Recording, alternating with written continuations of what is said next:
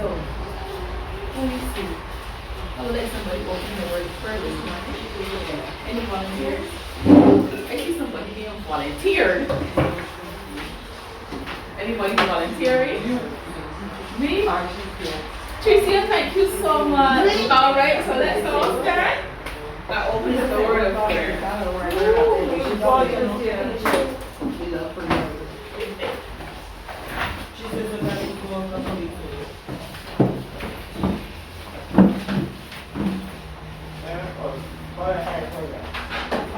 Dear Heavenly Father, thank you for waking us up this morning and bring us here safely and walk the ones that are on their way life.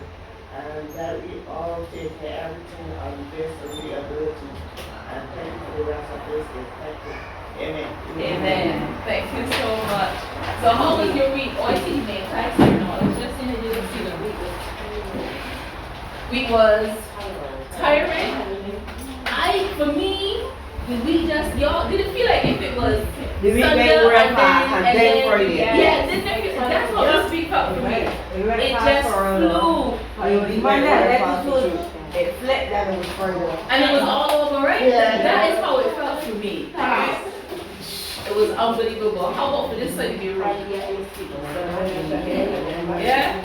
It flew fast, it was tiring, it was good. And we're into March. Yes. You're going to see them. Tutus, right? It is so unbelievable. Alright, so I know a few more are coming up, so we're actually not going to start Melina's presentation until they get here, but that does not stop us from talking, from interacting, and from doing our icebreaker, right? So far, have you been able to apply, reflect on any of the information that has been shared? Yes and no. Yes and no? Children is getting weird back to like stuff from zero and cool talking zero and back up to Yeah, but remember we did mental health last week. Yeah, yes. We did mental health last week and building relationships at every stage and every age. That was last week, right? Yes. So having heard what we learned last week, what do you take away from that? Because I know sometimes my temperature can go high. But then at that moment in time, what should we do? Take a woosah. What else? What else? Because it happens. We're human. Nobody's going to sit here and say we're not. Think about the outcome when you're done low. Think about the outcome. Remember, Miss Andrea spoke to us about the recipe. Is it Andrea that spoke about the recipe and what you want, what you making? Yeah. At the end of the day, what do you want? And so before we explode, before we say what we are about to say, ask yourself, is that an essential ingredient into that cake, into that child that you are building? And sometimes we may have to pull back. Sometimes we may have to be the bigger person and say, you know what? You stay there. Sorry. I'm going to step away because I need to recenter, I need to deal with my emotions, where I'm at, reset, so that you and I can have a conversation, so you and I can communicate, so I can be clear about what is the message. Good morning. What is the message that I truly want to send? Yeah? Anybody else? How many of y'all ways to market this week and look at it differently? You want to hold different look at it? I pick up in the pasta, I pick up and spaghetti 50 only salt liquid noodles. Very much. When I look at the bag, I can pick up more rice. No pasta. Good morning. No meat. All I had was like biscuit, ketchup, potatoes, I got peas. Yeah, it was short. $2.50. I know what. I didn't really know what he said. Wait, no, all right. Everybody else? I just learned to listen. Learn to listen. So every day she come home with her from school. And now I'm just so tired from work, I just can't she out. This week I learned to listen to her, you know, Excellent. and take me everything she told me. Excellent. Awesome. Me too. Who wasn't here last week? Yes, to bring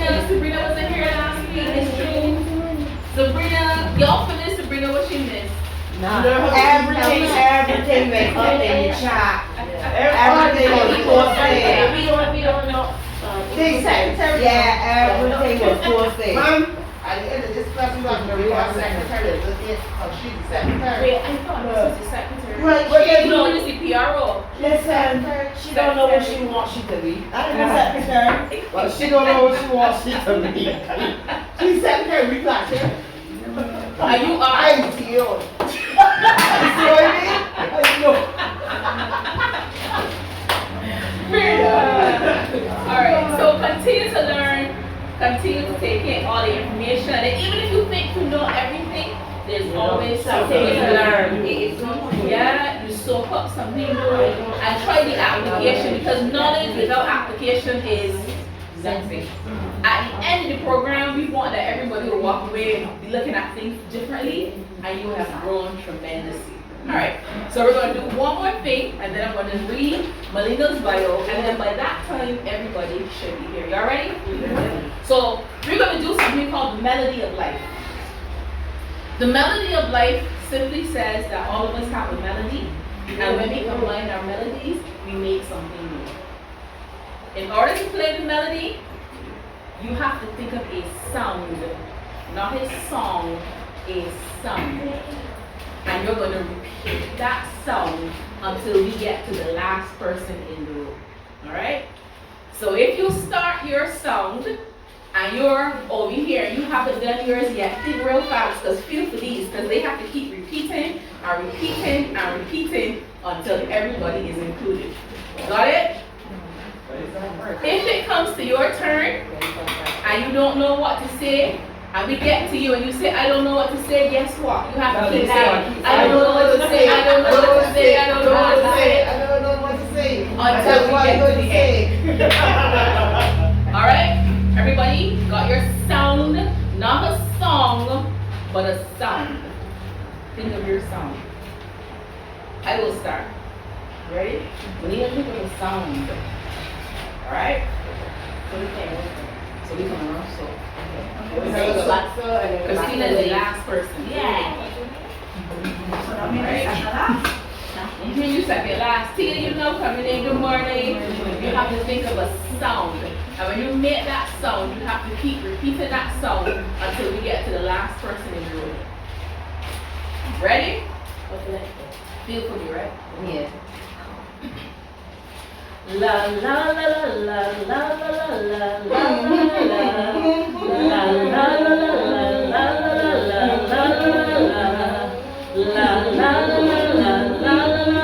Yeah, here's Alicia. La la la la la la la la la la la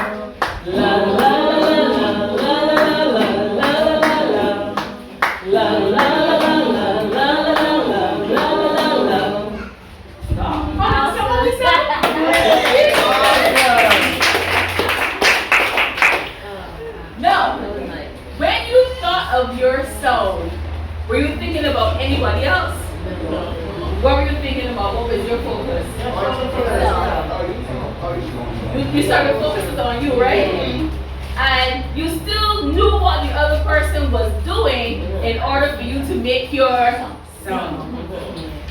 Now, we all were following each other, making our own individual sounds. What does that tell us about like? You move it together, but everybody's got their own journey. What else can you learn? Unity. Unity. Unity does not mean that we all have to be a. It's true. Do we respect each other's sound?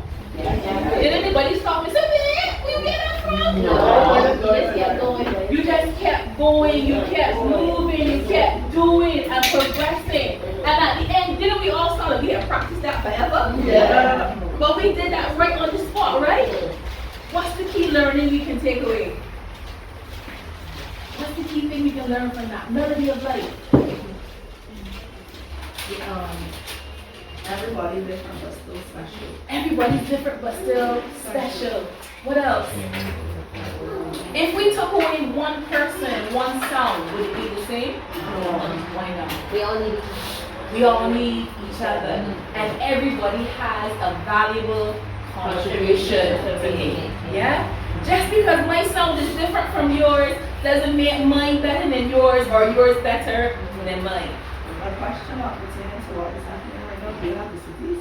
Do you have? I have a few. I don't have to give you today. You're hungry? I have a few. You can come and let me bag and take what you did. I have a few in there. Yeah? So always remember that. Before you think about somebody else, or you know how they say, before you cast the first stone, check yourself. Please come back in your pocket. Huh? Keep your sound. Respect everybody else's sound. And when we work together, we'll grow together and we'll create something new that never existed. You know that sound never existed before? We could have copyrighted that. We could have copyrighted that. Alright, so remember you would have met Melina Simmons at the launch? You remember? Face look familiar? Yes. She was our featured speaker and she really spoke to us about emotional intelligence and where we need to be, what we need to do, how we need to go about it. And so she's coming back to us today and representing Paradox this time around. Same person, different representation. And she's doing our second session for Paradox. Anybody remember who was the first? Who did the first Paradox session? A man. He definitely was a man. I was calling something. Oh, we got the calling. Somebody give me the other hand. Somebody St. Hill. St. Hill. Colin St. Hill did our first session, and now we have our second Paradox session. So let me go through, and I'm going to read Melina's bio. And it says, Melina is a motivational speaker, counselor, and facilitator. For over 15 years, she has been providing training in the areas of customer service, marketing, and emotional intelligence. She has held various roles in the public and private sector in the fields of sales and marketing, and is herself the founder of Simply Me. Simply mindful and emotionally intelligent. She volunteers with CISO, the Caribbean Institute for Social and Emotional Learning, and holds the portfolio of director of Director of Parent Education, as well as Paradox as a facilitator in their training program. She is dedicated to training and coaching persons to apply the skills of emotional intelligence. She has a degree in psychology with upper second class honors and is currently pursuing further studies at the University of the West Indies. She has also been trained in emotional intelligence with the Porter Center and the Emotional Intelligence Organization 6 Seconds. Her desire is to foster more creative, adaptable, and resilient individuals who have great relationships and are successful in life. A mother of two, she enjoys swimming at the beach and reading. Yes? So that's Melina. Everybody that was supposed to come with Miss Nicholson is here. I think it's the conversation. He was another group, right? But normally he's back like this time. Alright, cool. You know, I never short the words. Y'all know that, right? So, I don't have the ball today. Let me answer the question.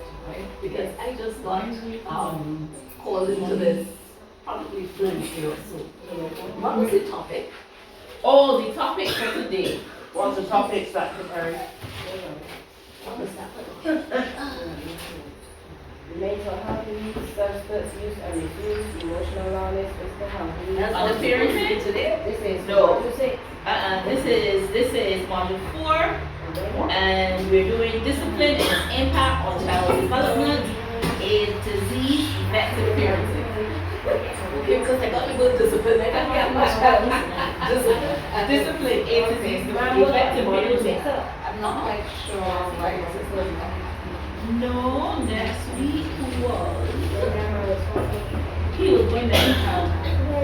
So he was doing parenting children with special needs and mental disorders, overcoming obstacles, building paths to success. And then we added Saul Leacock, who was building strong and lasting parenting connections at every age and stage. Oh, he's back.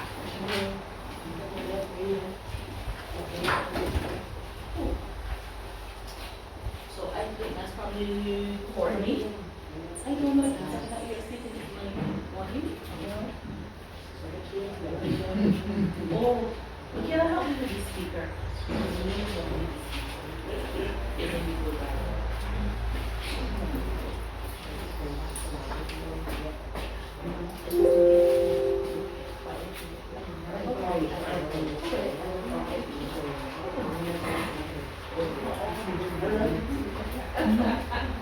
Good, saying. So that hurts me really bad today.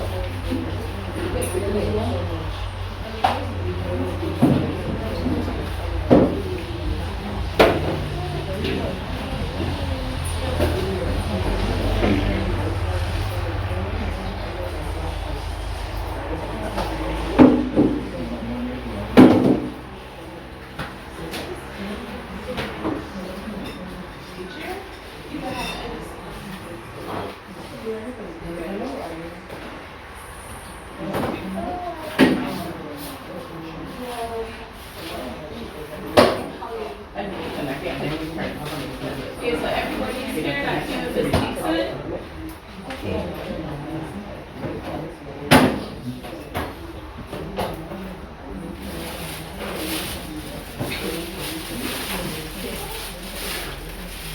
Anybody need paper before Melina starts? Yes, Okay. sometimes.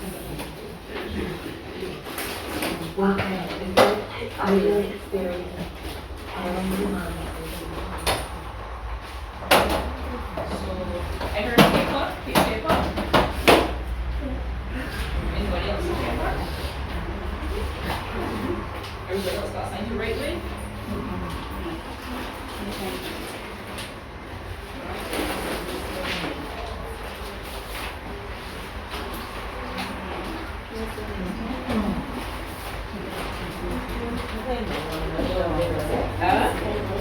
Yeah, some people forget the notebooks, the folders. Yeah, another one. Oh, you want to say, honey? That was not my intention at all. Thank you so much. I appreciate that.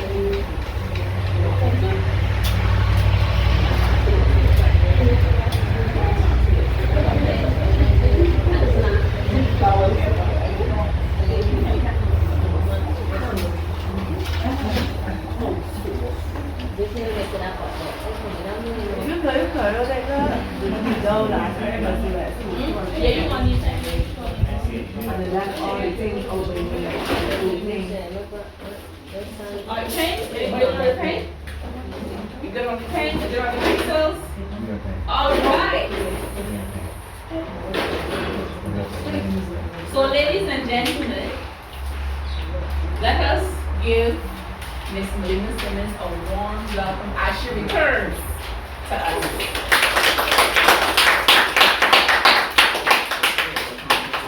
Hello, good morning. Good morning. Everyone's good? enjoyed your music? Yes, please. Yes, yes. You enjoy it too much? I did. You know, the song that I was making is a sound that I started making probably about a couple of weeks ago, consciously.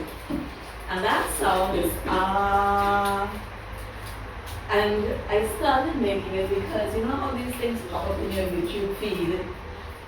When that popped up, and it was a morning meditation, and it was a morning meditation.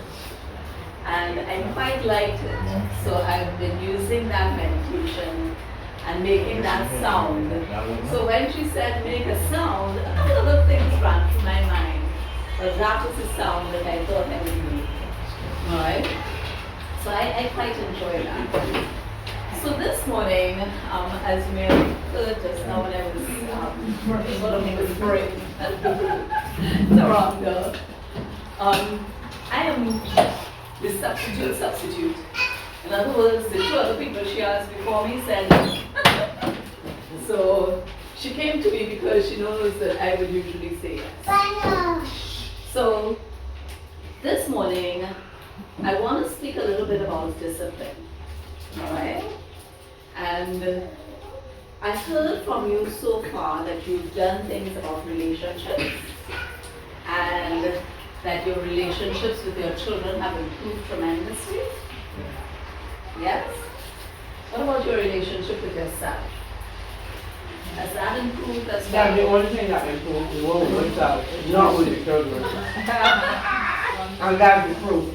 Okay. So what differences have you seen in terms of your relationship with yourself? How to put it? It's want certain things, but it's no longer ours. So for me, what I did, I wanted to do something different. So I got to find a different job. Good. Good. Alright.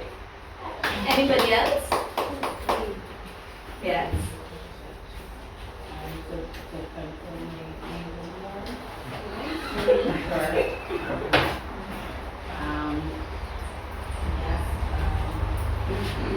Nobody can walk away.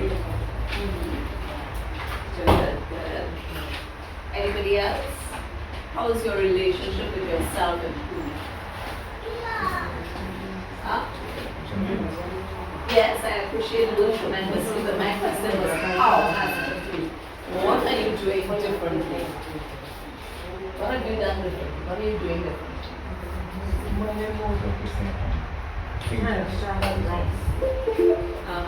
Focusing on the things that you always I see a smiling up and you always do. So this is yeah, I'm just get one of these. Yes. So I heard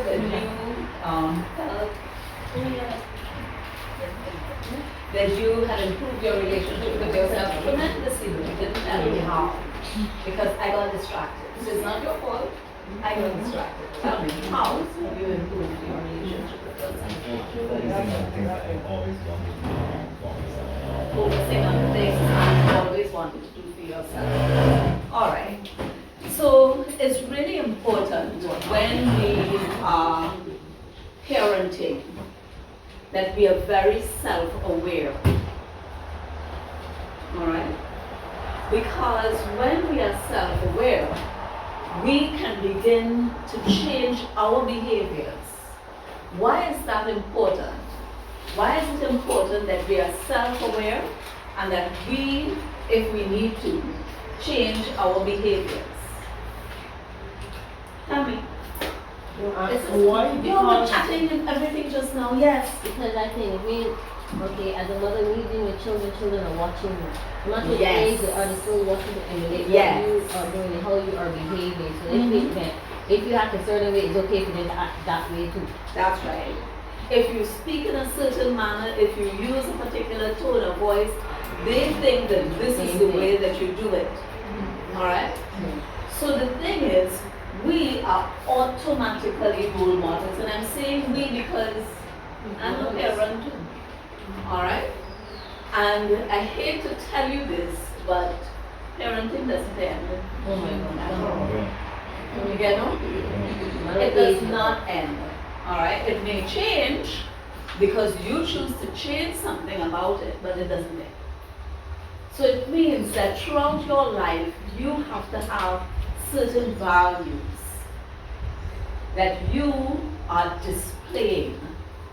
So I want you, because, and I'm really glad that you gave them some paper, but I know people have devices. I want you to write 3 of your personal values. And we're going to see how it ties back into discipline, but 3 personal values.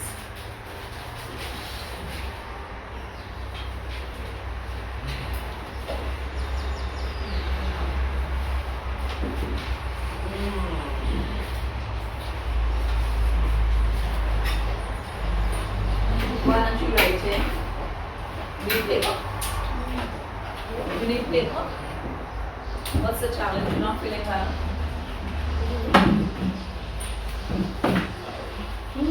Well, you know you're the first person I'm going to ask what are your 3 values?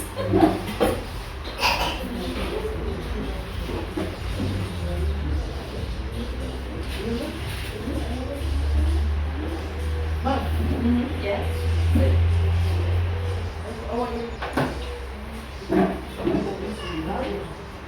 Yes. Just one more now. Looking at those 3 values, where did you learn those values? How did you come about with those values? Is it something that you learned in your childhood? Is it something that you learned from your parents? Is it something that you learned from church? Is it something that you learned maybe by watching a friend? Where did you learn those values?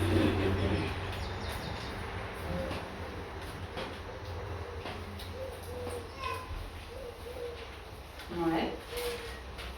Ready to share? Yes? You want to tell me? Just one. Just share one. Because we're going to have a lot of them, so just one of your personal values.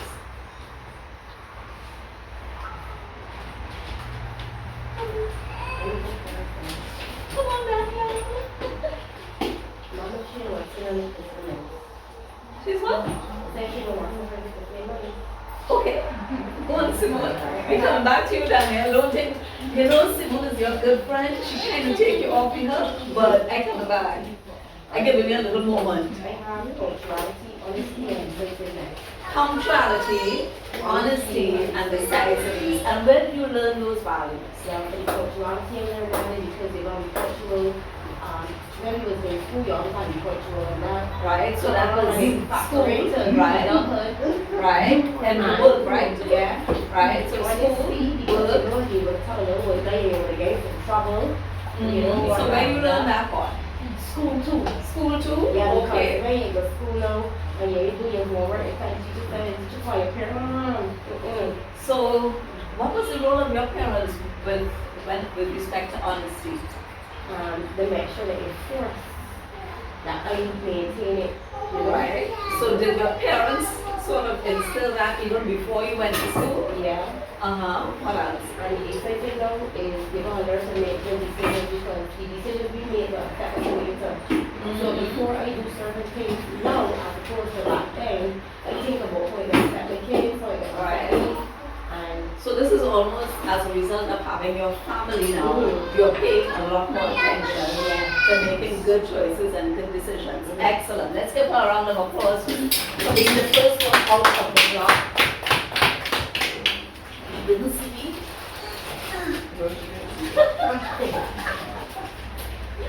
All right. Behind, what's your name? Alicia? You can just give me one. I don't need, because I want everybody to even have a chance to share. Just give me one. My mother, I would say, she taught me self-worth. Self-worth. And how does self-worth show up for you? I you should let nobody take advantage of you. Mm-hmm. No matter how hard things get, don't let nobody bring you down. Uh-huh. That's Okay. what I'm gonna enforce. Mm-hmm. All right. Self-respect. Okay, so tell me where you learn self-respect. is hopefully, how to put it? I know then I'm there as to self-respect, the way, I guess, you dress, the way you speak, and the way you carry along yourself. And where you live? For me, I learned the carrying on myself and thing, school, because I love to know that my pleats pressed, my shirt So clean, you, and no. that kind If of. you were coming to school or going to school with pleats pressed, where were you getting that from? Right. Grandparents. Grandparents. Okay, so parents, grandparents. Oh, yes. Yes, please. Tell me one of yours. Yes, you just showed me two. Give me one. Hearing. Good. Tell me where you learned about that. Home. How does that show up for you? As a caring person, a loving person, I love to give you my, I will give my life. Okay, good. Is that always good though? No. So what is required there? What is required there? Pardon? What is required? Oh, You just said that giving somebody your last is always good. So what is required there? no, even more. Limit. Boundaries. Yes. Limits. Very, very important.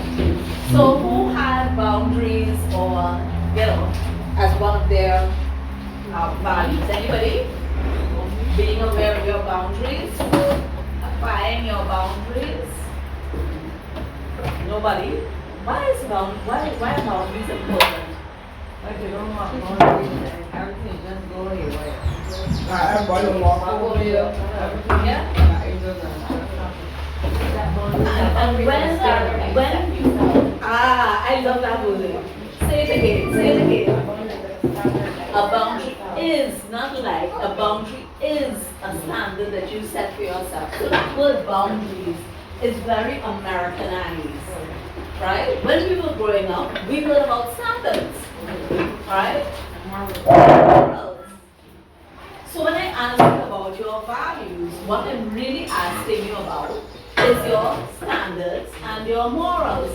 Let me hear from you, Sabrina. Give me one, just one.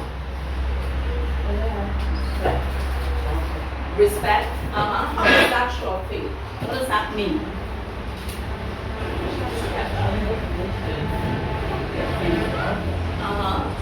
How do you show respect to others?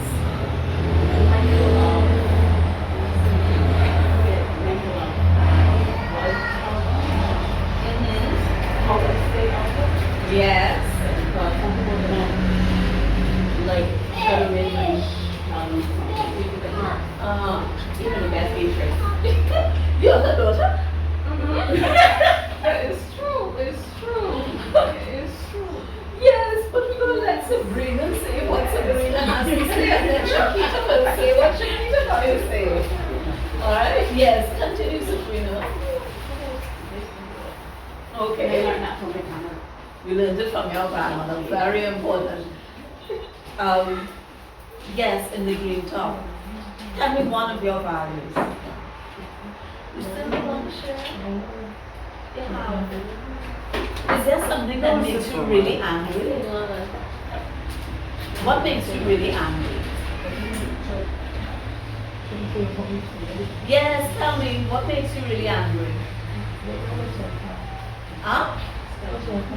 What about it makes you angry?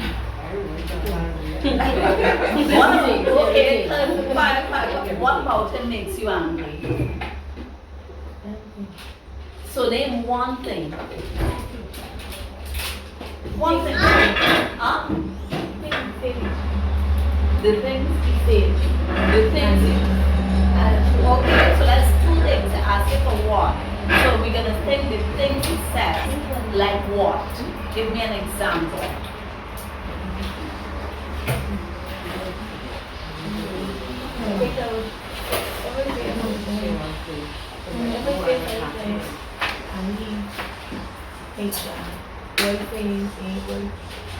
Right. he learned. Right, so he carries on, so he makes a big issue out of things. Alright? And that bothers you because what you would appreciate, what you value, is somebody responding to you with a certain level of respect. Yeah. So you do have a value. And your value is respect. Alright? And if you want to receive respect, starting with yourself, if you want to receive respect, you have to give it. Alright? And I want you to think about it and think about it carefully. All of these values that you talk about are things you have to live. Agree? Tell me one of yours, Daniel. I told you I was coming back. Simone helped you out, so tell me one of yours. Huh? What? Being kind. And how do you live that out? How does that show up for you? What do you do?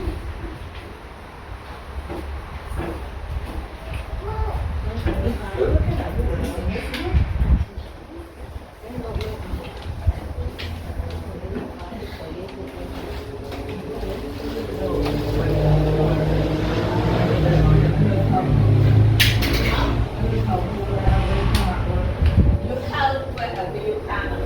So do you go over and above what is expected? Alright. So your way of showing kindness is to go over and above what is expected. And you do that at work. Where did you learn the value of kindness? From your mother. Okay. Christina, what's your value? Helpfulness, and you do that how? And helping any other. And how do you help yourself? Pardon? By what? By sleeping? Yeah, she's got the right quality of quantity and also rest. It's true. She's never tired or anything. She's the well-rested person. You live with Christina? Basically, yeah. Skin Okay. glowing, eyes always bright and full because she's well-rested. So what's your value? Morals. What does that mean? You know, I forget what you see it. Right, morals.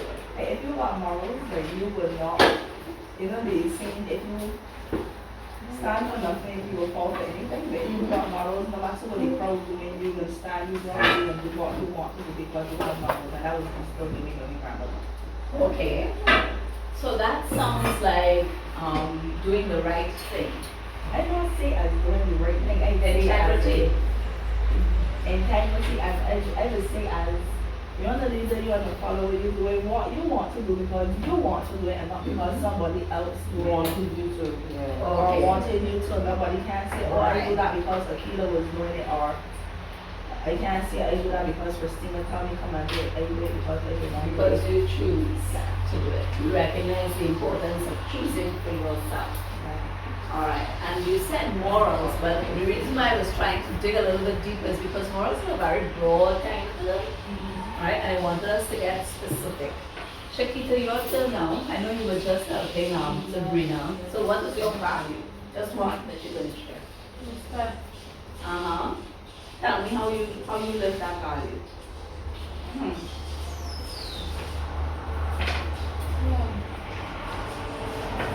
What I can say, give it, you should return back. If you don't give it, I don't believe it's back. Actually, you should give back. But some people have to go anywhere and help. Mm-hmm. Would you please? Mm-hmm. Okay. So how does that reflect on you? How do you show respect to you? Being honest with myself. Okay, good, good. Thank you. I don't have a name tag for you. And then I'm coming to you in a name. Huh? My name is Reese. Receive? Uh-huh. One value. Uh-huh. How do you do that one? You first have to respect yourself, and then you respect someone. Then you have to respect the boundaries. So what does respecting yourself show up? How does that? How you speak with your emotions, your yourself. Mm-hmm. You know, like if someone tell you, I don't want How do you know that you're honest with yourself? No, no. Because I speak on my Uh-huh. So I will never honest with myself. But I always say about be honest with yourself to be honest to people. If you're honest with yourself and you don't know yourself, you're not honest with people, you're able to like express your feelings and everything. So you gotta know yourself.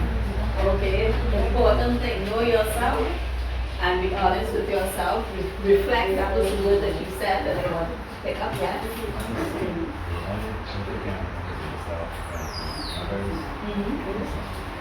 Okay. Is that like keeping your word and being reliable? Okay, what is yours? Pardon? Good deportment, what does that mean?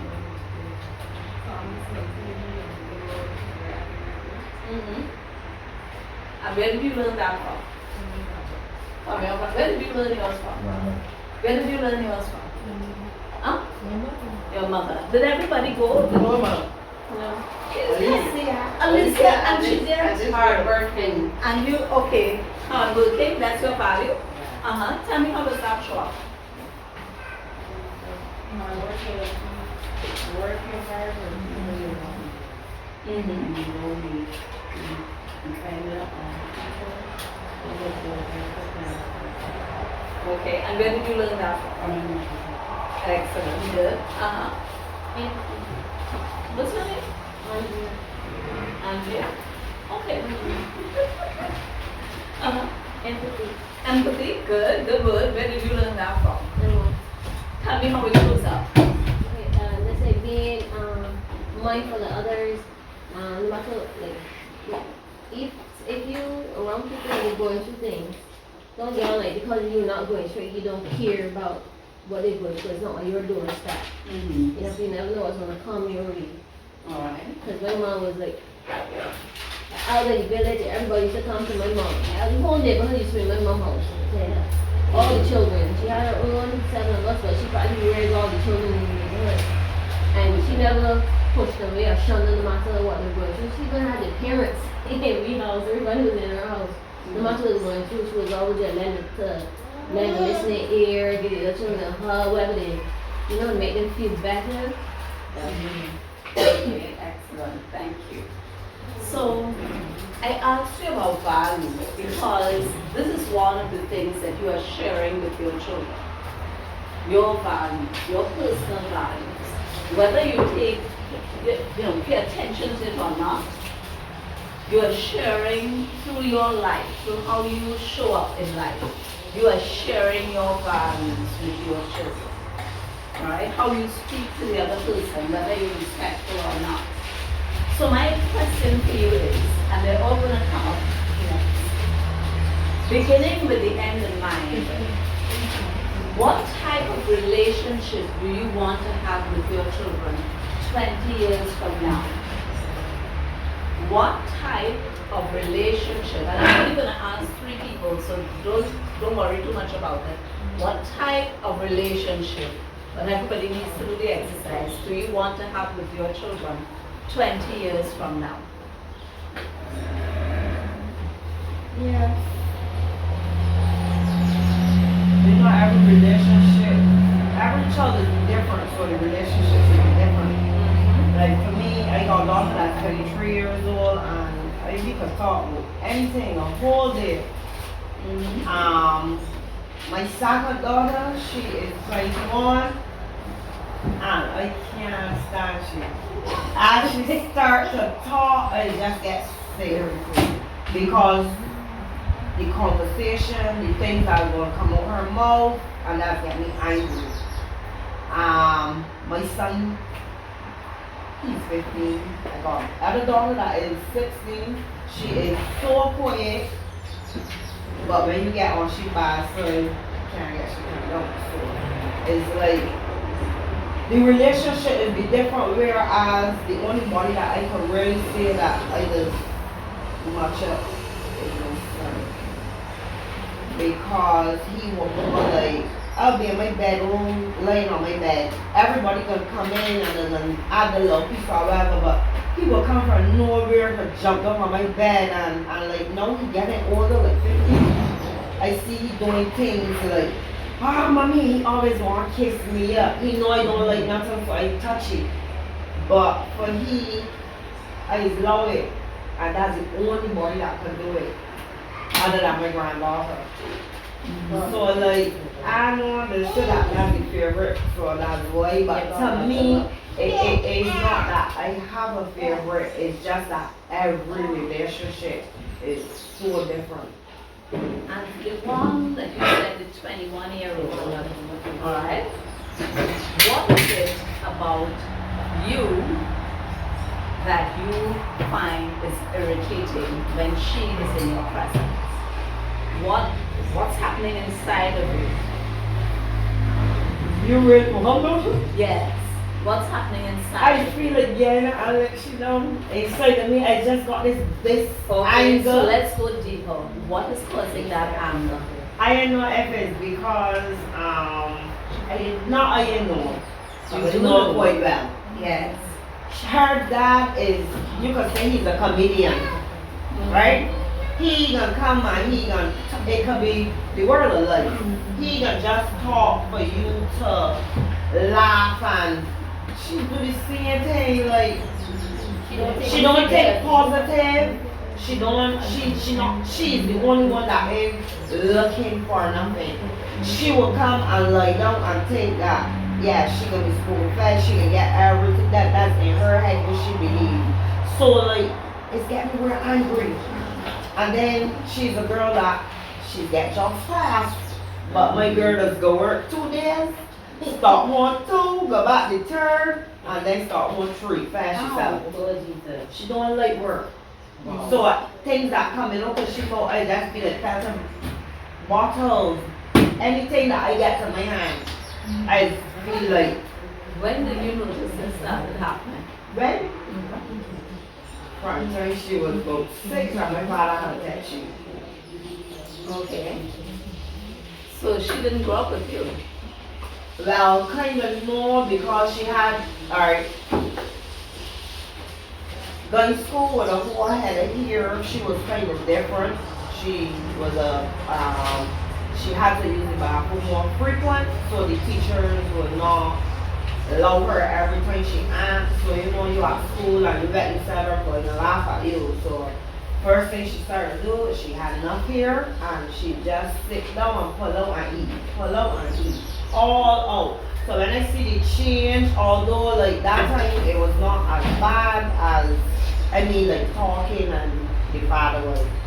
So I had to really get help where I had to transfer her, and I thought things were gonna get better, but I don't know if because it's the worst thing that I ever do in my life, like we just can't. What do you mean by the worst thing you ever did in your life? Because we got hatred for one another. She believes that I don't love her because she's the only one that, and it's be so hard, so we be fighting one another all the time. Do you love her? I love all my children, yes. No. That's something I asked you. I asked, do you love Yes, her? I do. I just don't like her ways. I don't like the things she does. Do you love her? Yes. I do. So if you love her and she is displaying these attitudes, these ways that you say you don't like, can you accept those behaviors? No. Why not? Because that's not what I want for her. What does she want for herself? Nothing. That is not true. I'm telling you nothing. So what not- is happening here, alright, is that you had a challenge with a relationship when this child was small. Alright? By separating the child from the household, you sent a very clear message that you don't like her. No, Wait a minute. I didn't send her off because Wait a minute. I want you, alright, to think about her being in her place. Alright, and this is going to be a little bit difficult. Alright? But the whole thing is from the time you take a child away from its mother, the child begins to do what? Rebel. Rebel, but what is happening on the inside? They hurt. They're hurt, and what else? Trauma. Sometimes they get Traumatized, right? Separation, neglect is one of the most powerful things that happens in a child. but I always used to make sure we always used to be together. We just didn't live in the same house because as I say, she was going to say always. And don't care how I tried, I could not get her into no school. And I had a lady, because we used to be by my dad regular, so I had this teacher lady that they live in her. She was a teacher lady too. And she always wanted to be by the lady Yes. because the lady had a bigger house than us. The lady had a big wall house. So that might have been part of it, but you see what you said before that? The lady liked her and she liked the lady. But she only liked the lady for the lady thing. You think That's so? what I'm telling you. See, yes, that may be true, right? But children really need your love. Alright? And as parents, if we hope to be influential in our children's lives, we have to be able to love and accept them. Right? You know what is the good thing about this? If you choose today to change that relationship, you can. If you choose today, Don't say if I choose because don't care what tell me why you I can't. Stop. You are focusing on what you cannot do. You are focusing on the past. do. No, it was. I want you to stop just for that particular child. You see that first question? What type of relationship do I want to have with this child 20 years from now? I want you to write it down. Everybody has had an opportunity to write, right? Because I know I have a little time to tell. What's your name again? What's your name? Sean. Me? Sean, help. Chantal. We took a little time with Chantal. So did you write down what is the relationship you want to see with your child 20 years from now? Again. What kind of relationship do you want? Pardon? To be a better, what kind of relationship? What kind of relationship do you want to have with your child 20 years from now? What kind of relationship? So what would be a better relationship? More communication, what else?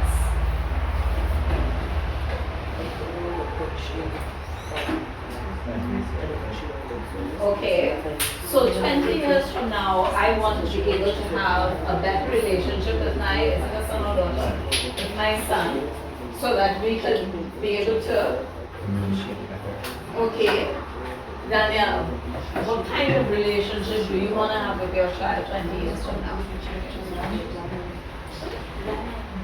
Yeah, that one there.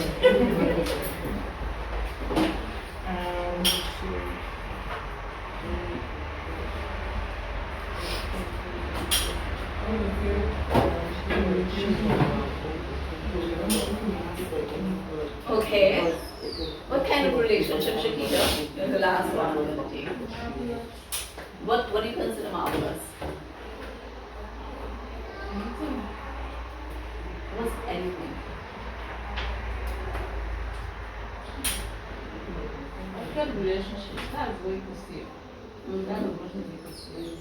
Would you like that child to be a friend to you? Friendly with you? Yeah. Like how the 23-year-old is with her? Children are different. You don't get all the same. You don't know how to work with them. Yeah.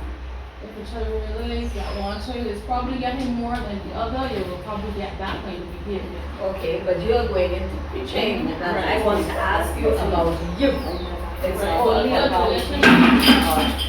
good relationship. Okay. How do you model those behaviors? What are you doing right now to teach your child about a good relationship, about better communication, being more loving? What are you doing right now? How do you do that now? How do you do that now? I sit them all down periodically and redo with them, trying to get into the mind. But they see me as I'm not 100% neat freak, but I like tidiness. I like wholesomeness. I don't like things out of place. You move it from there to there. I don't like disorder because it confuses my mind. But this confuse theirs. They love disorder, and I'm trying to lead by example. So like if you cook, you make a mess, you clean a mess. Don't leave it for the other person to clean. I think that is very not disrespectful. That is not being mindful of others. I'm trying to teach you to be mindful of others and to respect each other's space. That if you don't want your sister to put her things in, your things will keep your things one side and just keep her the other side, and don't so there's going to be such confusion. Okay. Alright. So I'm going to jump right down to my last question. How self-disciplined am I? How well do you self-regulate? Huh? You lack self-discipline? Alright.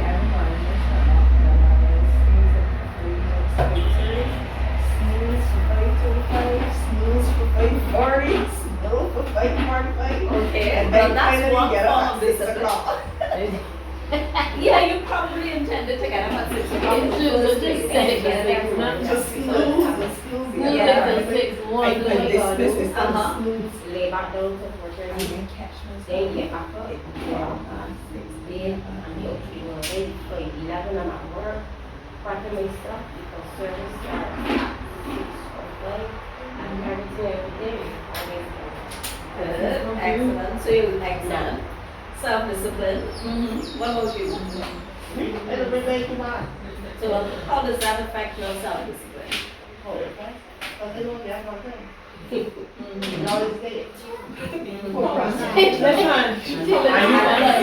thought she has a girlfriend, and you be there? She gonna drag you to the early morning. Well, that was a possibility. It could also move the other way. Trust me. Show me your friends. She like money you back, so she ain't going there. I'm telling you. So why am I asking you about being self-disciplined? We get into talking about disciplining your children. Why is that important? Because when the children see you doing something a certain way, they think that this is the way you're supposed to do it. And if you control and you try to instruct your children, they will follow. Sometimes they don't always work out that Right. sticking to it. Another part of this is being able to self-regulate. If you are self-disciplined, it means that you understand what do I need to do in order to get to this point. Very often, when you're not self-regulating well, and you could always see the signs, you shout at the children, you hit the children, right? You get really angry when the children misbehave. Yeah? Yeah, no, all three. So, the issue isn't so much with the child, it is with the parent, it's with the adult. Yeah? Huh? Let me hear you. Speak up so that I can hear. What do you say? Best thing to do is when you get angry, sing something. Tell them to sit down, sing a song. Sing a song. That is part of self-regulation. I breathe. And you breathe. I gotta breathe. But what if you try to do all those three all the night? When you're trying your very best every day to stay composed and to really try your children doing the opposite.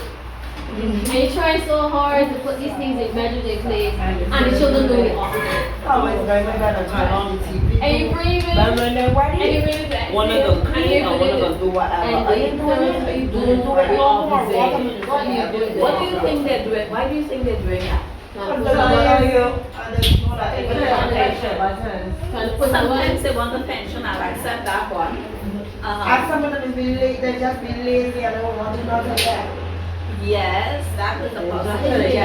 Because on that Why are they behaving like that? what's wrong with home? Hey, I don't like Because they know that whatever is being done, you're going to take care of it. You're going to clean up after that. What else? wait, you But don't I need like it. everywhere. So you don't clean the back. To me, like, I used to do it before, but I stopped. You see, like, for instance, only two people home, make sure they my two last children, they gonna work. I wash out everything before they go to work. Come back home now, sauce was dirty, cup, 4 cups dirty, 2 plates. Yeah, when I had a party, yeah. Mommy, I had nothing to eat for you. I had nothing either. Nobody. So the bears eat by yourself, alright. You know they got the bears wrap, that got the cover. I just gonna wash them. But you see when they tap them, when they put them in my bedroom, when they eat for one hand, when it's time to share, and then they get up and they just cook. So you see when I do that, and I get up and I cook, I know when I eat a bun, the food hot, when I eat for when I hot, everybody want to clean. The houses get mopped. This is the glass will get wiped down, the yard, mommy, yard wants to make it wet, sweetness, everybody gonna drink, gonna know that. And I think, They take away the privileges in it. but they don't Yeah. take away privileges, don't do nothing to But only these for young the people hour, you no know, more. only for that time, you know, next day might be seen. And one of the things we all learn is the power of repetition. Right. Because one of the challenges we have is that we think that we say something to a child once, twice, and that is enough. Not these ones. They're not aside though. Not in Not this aside though. Alright, and that's the other thing. We have to remember that we did some of these same things. You make I like that. Not I like as that. bad. Not as bad. Because we don't in the it's days, bad. we in the 80s, have the more- 80s and the 90s, If the it ain't your mother, generation is your something father, so different if from your mother, father, grandmother, somebody will You get see you. the first set of 2,000 children that come, most of them are angels. They're still sweet. But you see after that 2000 and Boy, it right 2001, here. something wrong with it. I don't know if it is something in the water, especially young boys. The young boys are, one time you will go and fight, you will see young boys fighting, and you will see big rocks throwing, not know something going on with the boys. They got so much anger that it's just like, if they can hold you and do your next so you gone. Not only that, I find that some of them don't know the difference between ficting stuff from private stuff. They've got this thing in their mind that when they see on TV is how it's supposed to be. No, you gotta wake up and realize that it's just pictures. I used to tell my big boy all the time. He's trying What to- is missing from the boys? What is missing from Father, the boys?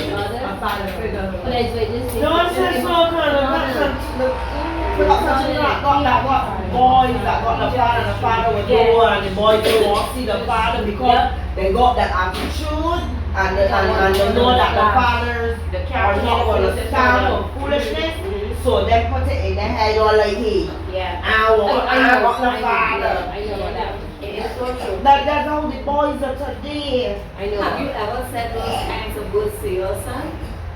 No. Or in the presence of your son? My son is only a neighbor father. He's You mean the sign for father? Uh-huh. Oh, that just sign for the father. But the little boys call the fathers and they get that money to buy their shoes or saying that like right in there. That's how we say the generation different. Like we know what I call my father.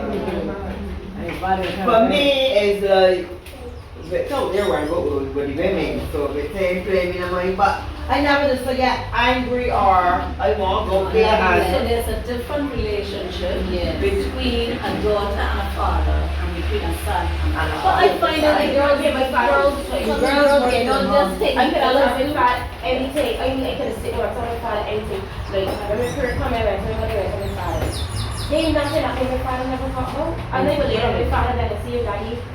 He's like, so happened. Up to when he passed away, I was made up and then he afraid of, because he had seizures, afraid of, I was like, daddy, I didn't know he was going to get these seizures for. I was like, daddy, you did this church, you know, it was like, daddy, don't, I'll be laughing and be joking and stuff.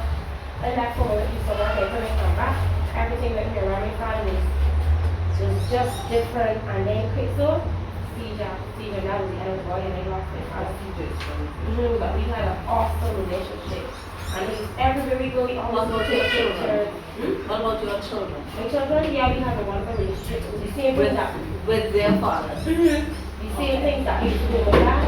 Because my dad could intricate with her and then like, my little girl now, but she didn't get my father because you know, obviously she weren't active. But we used to go to family nights, movie nights and stuff.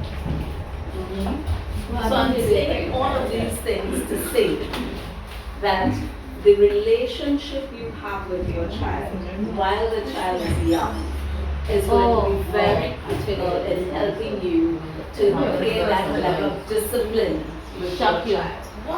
Alright? And the other thing you want to do is consider putting yourself in your child's shoes. Try to understand from their perspective. And when you cannot understand from their perspective, try accepting them as they are. Why is that so unbelievable? that's how it is. No, But you know you can accept you can accept a person that's you. I like you because I like you, that is you. But when a person is, you know they're one way, but they're doing different kind of things, like them want things that they should want, so they gonna go the way to get these things. You can't take that person for that person because that ain't nothing a normal person. You gonna want a normal, because first thing first, this is gonna happen. Police, when police get involved, the parent gonna be running both in and out of the court, right? And not only that, when they go on old people money now, they ain't got no money because they ain't looking for no work or they ain't got no work, so everything will start lamp on parent. So it's easy to say accept, but it's certain things in life that you don't want for your children that you will never accept. And that's all it is with me and my daughter. The things that she won't do, that is my style. And then like you was gonna look for friends that are she had this girl, whereas I at work and I get a phone call. A man called me from a Christ church. I swear no sweet child. I don't like the environment she in and who she driving both way. Like when I expect that people don't got friends, but if he is your friend and he transporting drugs or he transporting a firearm, when the police come, you already fine. How you gonna get away from the police? You gonna go down for these things. So it's like things that's what I was telling you with my daughter. Yes, I love my daughter, but I hate to see young people going down that wrong road. I cannot accept. That is something I cannot accept. Don't care what, I'm not accepting that, because you telling everybody you want me like your mother. For all my life, you see me with 3 jobs, morning, noon, and night. Oh, you want me like me? You want, my mother? She said she ain't got no money, and then when you ask, she thinks this happens. So you think I'm going for this money? You think I'm lying down and opening my jacket for it? Cause dang it, I walk in and I work, I say I'm being real. I let she see, and she always know what jobs I have and things, and like, and that's one thing that I think that does something with me, because if you could tell people you want to be like me, but you going to be bad. Yes, I was with a bad company, but I knew where to draw that line. Not she. Anybody could influence to do wrong. So that's my problem. Good. And we're not going to go back there because this is becoming a group therapy session for you. So we're not going back. I will say what I have to say and then we will leave it. Alright? Because I really wanted to talk a little bit about what's going on in the home environment that is impacting your children. So the reason why I say that it's important to accept is because you cannot change anything that you don't first accept and acknowledge. So yes, you could say this is not how we want it to be, but acceptance comes first, and the next step after acceptance is forgiveness. And you may think that I cannot forgive, or I do not want to forgive. But as long as you are there creating resistance, the situation is going to occur. It is going to repeat itself. You may not accept what I'm telling you is true, but as long as you are in resistance of a situation that is happening, you yourself are giving it energy. When you step back and you become the observer of what is happening, and you say to yourself, because we all know that there are things that we can change and there are things that we cannot change. But those things that we cannot change, it is important that we learn to accept them and even go as far as forgiving them. Because I will say this, and again, it is going to not sound right maybe to some people, but you have attracted that situation. You have created that situation. You are the only person in that situation that can change, or that can be changed by you. Too often, we are looking and expecting the other person to change. But you do not know what their soul contract is. Alright? And one of the things we do is that we stop and we say, oh, I don't like this. This is wrong. We stand in judgment when we do not know what the person's soul purpose is. For yourself, when you have fallen off the bandwagon or done something that is shameful or whatever, your personal goal is to find the good in it. And if you are looking inside, you could find the good. And if we were in a church, you would then turn it around and that will become the testimony, because that is the place from which you can stand as a healed person and speak and change lives. You cannot change it if you are constantly in battle with it. Because every time you go into that negative energy space, you're going to get it back. It's going to come back like a boomerang. It is going to come back like a boomerang. The only way to stop it is to stop yourself. That's why I asked you about your self-discipline. Because the place where self-discipline comes in is where it is very hard. It doesn't come in when it's easy. Cling, cling, cling. The 5 minutes doesn't really make a difference. Because you know at 6 o'clock you're getting up anyway. Right? So that is not self-discipline that I am talking about. I am talking about when you are in resistance to something, because what you resist persists. What you resist persists. So when you decide, you know what? God is in charge. Or whoever you decide is in charge. God is in charge. I am no longer taking this on as my burden. And they tell you that. You have to give it up. You have to let it go. You have to come to the point where this person is now, yes, there will always be a child, but they have now taken on a responsibility for themselves. They end up in jail, or very clear, okay. If you decide you want to go visit in jail, fine, but you're not compelled to. Because that person has a journey. And that is something that we don't always acknowledge as parents. We have come here to bring these souls into this earth. And it is not an accident that you meet a particular man and they put two of you all produce a child. That is no accident at all. Because yes, you're quite right, it's a soul contract, and that soul contract is not made here in this 3D space. That soul contract is made in, before we come here, the land of the ancestors, whatever you want to call it, that's where it is made. So when we get here, our role as parents is to do the best we can do. So it's important to know your values and to live by your values and to have goals and aspirations and to recognize that every single child is unique.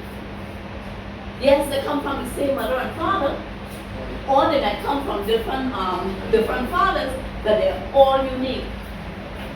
And that uniqueness starts not when they're born into the household, that uniqueness starts when they're here in the belly. Because everything you're experiencing as a pregnant woman, that child is experiencing. Because when we talk about emotions, and I know you talked about emotions at the start, emotions are chemicals happening in the body, chemical responses to what's going on outside. So when you're upset, when you're pregnant, the child feels that emotion, right? The cortisol and the adrenaline. And if you are constantly upset, the child is constantly being fed a diet of emotions, those cortisol and adrenaline emotions happening all the time. Alright? Then we bring the child out into the earth. And then we start to say, oh, the child is behaving bad, da, da, da, da, da, da, without paying attention to what am I modeling for this child. And that is so important. So you're angry with the child's father, you're angry with somebody else. The child is picking it up. You don't have to say a word. I don't know if you've ever, I remember the first time it happened to me, I was so shocked. My kids used to go to one of their grandparents. And at the time, that grandmother had a sister-in-law living with her. My kids were like 6, 7, that kind of age, 8, 9. I didn't think that they understood what was going on in the household. And one day we're driving home and they tell me, Mommy, we don't like how Mama is street packed. I was shocked. Because these children observe. They observe what was going on. They pick up things like tone and all of these things. So when you are raising your children, be assured that they're paying attention to you. The other thing that happens, and I wanted to show them, I don't know if we have time now. We have time. Yeah. Alright. Let's see if we could get the video, because so I need your help.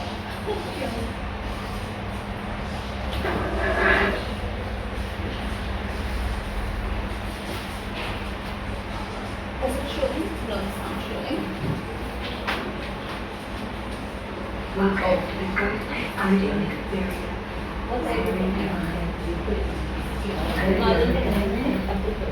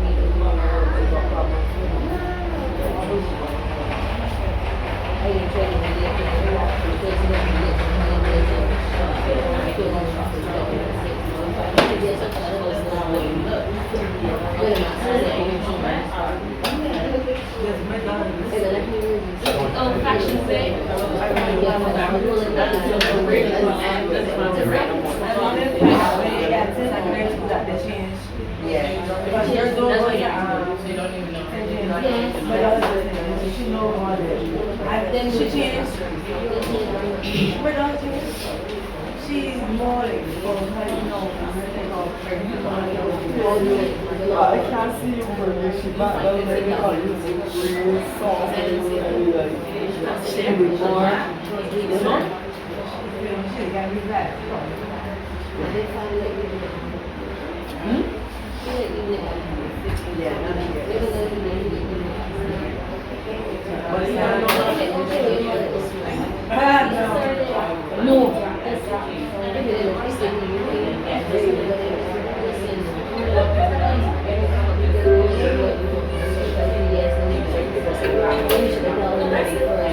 Alright, this is it, guys. A child's experiences early in life are important building blocks for the developing brain. Genes, nature, are like the blueprint. They provide the basic framework for brain development. However, genes do not design the brain completely. Environmental influences, nurture, fine-tune how the brain works by shaping which brain connections get used.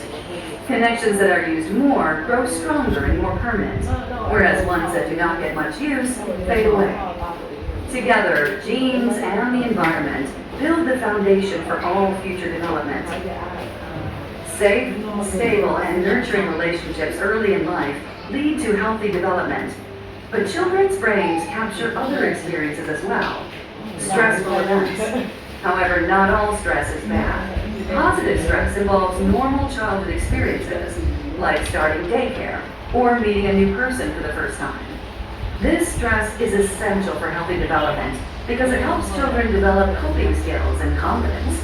But when stress is frequent, chronic, and uncontrolled, it is toxic to children, especially when they do not have a caregiver to provide support or buffer the stress. Adverse childhood experiences, ACEs, such as abuse, neglect, exposure to intimate partner violence, parental depression or addiction, and poverty are toxic stressors which could lead to lifelong changes in learning and behavior. ACEs early in development can impact social, emotional, and cognitive functioning, increased risk-taking behavior such as drinking and substance use, and increased risk of disease, disability, and social problems later on. The question is, how do adverse childhood experiences impact a lifelong development? One of the most important systems in our body is our stress system. It's activated when we experience stress. We become alert, our heart rate increases, and so do our stress hormone levels, cortisol and adrenaline. Our body is ready to react, what is known as fight or flight. A short period of time after the stress is over, or if a child receives support from a caregiver, the stress response turns off and the body returns to a normal state. Adverse childhood experiences create stress responses that stay active, and without the support of a caregiver, the system has difficulty shutting off completely. This constant and prolonged activation can affect immune system functioning and increase the chances of sickness, infection, and disease. Prolonged activation of stress hormones is also toxic to the brain. Certain areas of the brain are more vulnerable to toxic stress, including the executive center, or the brain's control center, an area important for solving complex problems, attention, reasoning, impulsivity, inhibition, and learning. A second area is the emotional center, the brain's alarm system, which is involved in processing and interpreting emotions and the ability to control impulses. The third area is the memory and learning center, the brain's filing cabinet, which plays a major role in learning and the formation and retrieval of memories. Science shows that adverse childhood experiences impact all of these brain centers. Behaviorally, what we begin to see is emotional distress, poor emotion regulation, greater impulsivity, learning difficulties, and physical and mental health problems.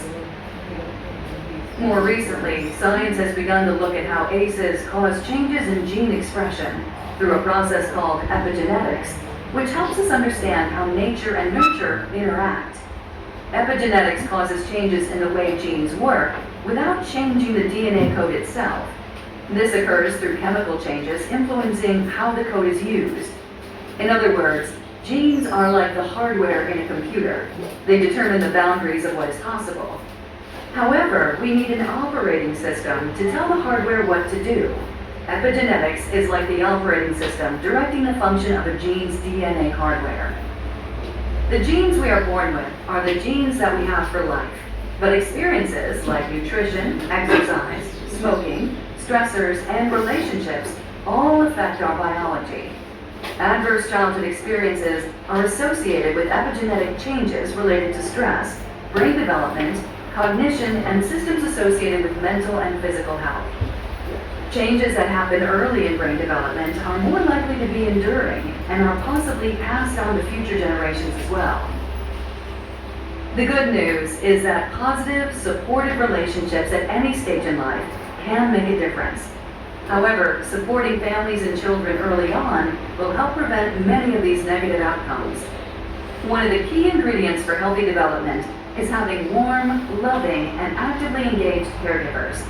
This involves promoting serve and return interactions, where caregivers actively and warmly engage with the child, making eye contact, responding to sounds, words, gestures, emotional needs, and sharing experiences like reading and play. Providing programs that support caregivers to strengthen these abilities are the blocks that build healthy foundations for life.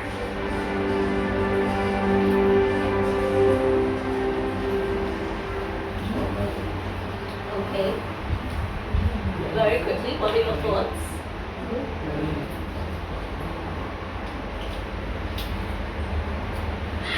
What are your thoughts?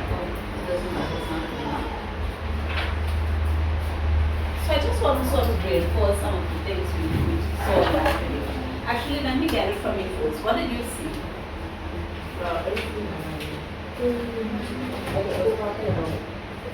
Development in children. You got engaged with them a little more. Show them love. Like, my daughter used to, she's a relationship with her. And it was always after the she was, it's like,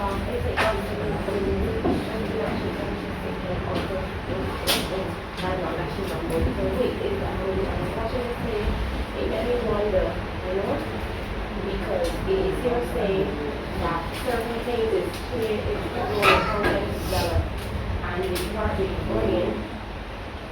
That's the little question you know within myself. But God, that know and mention the picture when they go, because they have work around the body. Yeah. Anything else came up from any of you? On that video? Huh? No, I was telling her that my daughter is 2 as well. But she is, everybody said, she needs to go to school because She doing everything that she but verbally, her daughter is, she knows, she got so much things, right? She thinks that she's like a sponge. She adds on, I said, if I say, baha, she's gonna repeat what I say, and then she adds on her words. So everybody there will be like, oh, you got enough more, but I know you have so much more because I sit down with her because I'm home with her. So I sit down and I teach her a lot of stuff. And I watch, they have this lady that should be on Miss Rachel. Yeah. She teach children a lot of stuff, and my daughter sit down and watch that. She's pick up the camera and she's like, I'm all watching Miss Rachel. And you will see that she will sit down till she drops asleep watching Miss Rachel. People say that Miss Rachel is, phony, but to me, she teaches children a lot. the only thing for Miss Rachel, when she walks with them, the girl that was single is a seat. They don't believe in that. They just go, but she don't. Okay, anything else that you picked up from the video? Do you see that there is any impact on ACEs in your life personally? Yeah, did you recognize any? For example? You need to find Sorry.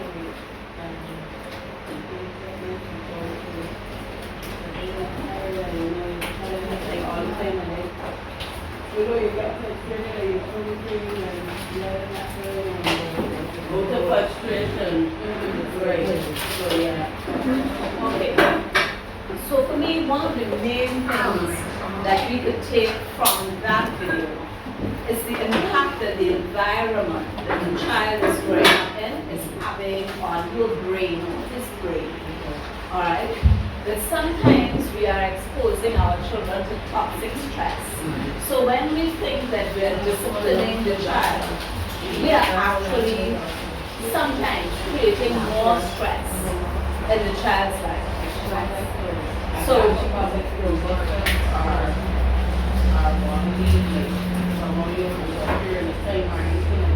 yes, it could.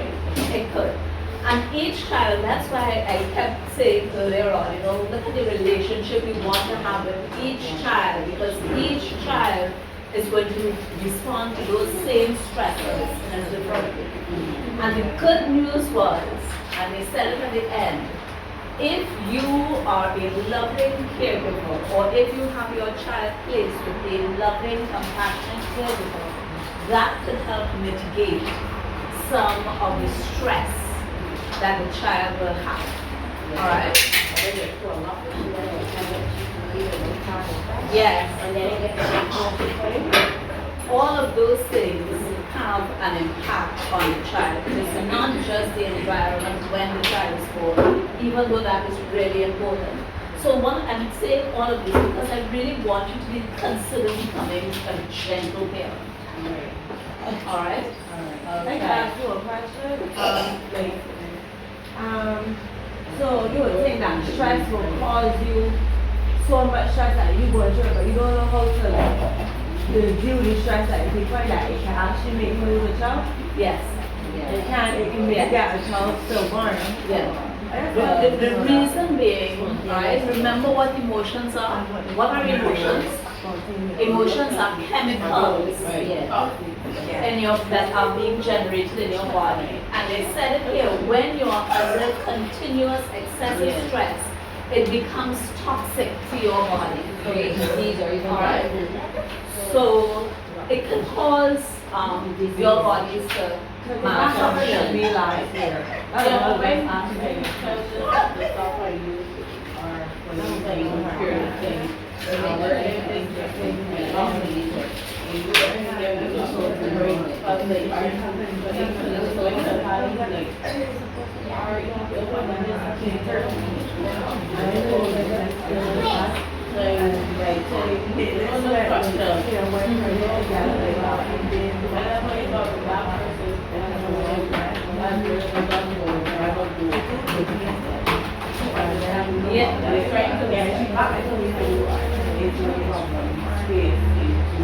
Yeah. And that is something it takes time. But first things first, you have to accept, you know what? He is different to you. Alright? And you have to help this child see what are the benefits of what you're doing. So a routine is something that is really important for a child. A routine is really important. But guess who must first have the routine? You first must have the routine. You have to be willing to stand by the routine. Alright? And then you can say, so because we have done this way, this is the outcome. Alright? When you don't have a routine, and I notice that with a lot of people, a lot of young people, they don't have a routine. You come in, you do what you want, you go and play, you relax, you da. Now, if you could get the father to just say what he wants, because sometimes, right? If the person, we all have a vision for our children. Everybody who has a child has a vision for that child. And you usually want the best for that child. Right? He does too. Trust me, he does too. Alright? But yeah, but first and foremost, you have to check your attitude by the door. You, the mother,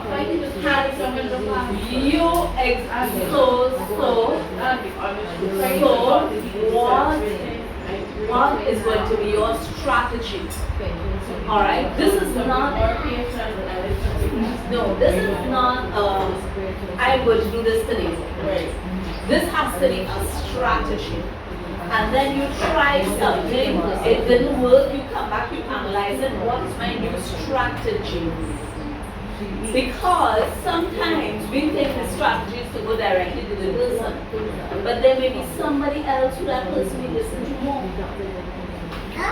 So maybe you go to that person and see if you can get that person to influence them. It could be a friend, it could be their parent, it could be anybody else. But sometimes because the amount of energy, that powerful negative energy, alright? As soon as you are coming, the person knows what you're coming with. Anybody had the experience where somebody's coming to them and before the person comes to them, they know what they're coming for? Yes. All the time. So know that it is working both ways. Alright? That whatever you can pick up with that other person, the other person can pick up with you. So you have to be able to control it. And I'm going to close off this session. You can read what's on the screen. I'm going to close off this session by asking you to sit quietly. Sit quietly. Alright? Put your hands on your lap, feet on the floor, and cross your feet. And cross your feet. If you could take the things off your lap, take them off your lap. I want you to place your hand right here on your diaphragm. That works. And when you breathe in, your hand should rise, and when you breathe out, they should fall. Alright? So breathe in deeply for me. Your chest is coming up, out, your chest. So, stop for a minute. One of the things we adults do is we do what is called stress breathing, which means that we're breathing up here. Alright? If you look at your baby breathe, babies under 2, they breathe into their tummy. Right? So what we're trying to do is belly breathing. Alright? So, when you breathe in, it is your tummy that you're focusing on. So breathe in, let the tummy rise. Breathe out. Breathe in again. Breathe out. Breathe in. Hold for a bit. Breathe in a little bit more. And then breathe out. Last time, breathe in. And breathe out. How are you feeling now? A little relaxed. Relax. Yeah. Yeah, a little hot. A little relaxed and sleepy. Alright? There's no oxygen to be there. So guys, a little tingling. I hope that our conversation was beneficial. Yeah. Alright? I I hope you recognize how important self-discipline is. Yes, self-discipline. Alright? Because it requires that we are able to self-regulate, that we are able to be self-disciplined, and then pass that on. You want to see what it's like to be a for? I saw it. Oh, okay. So that's it for me. Thank you all. Have a great day. Don't tell it's coming to you.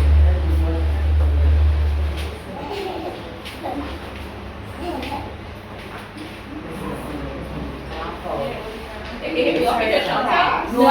We can't hear you. That's real strange. Thank you, Ms. Simmons. On behalf of myself and my colleagues, we are very, well, I am, and I know all of us are very grateful for what we have learned today. It was obviously a great big forward thinking from today. Also, we really appreciate it. And thank you very much.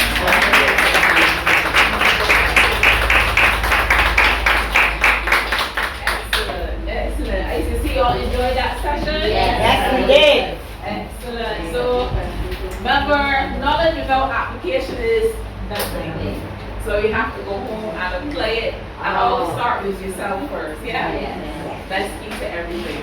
Also, our next presenter is here, which is Mr. Stephen Williams, and he's going to be talking with us about cybersecurity.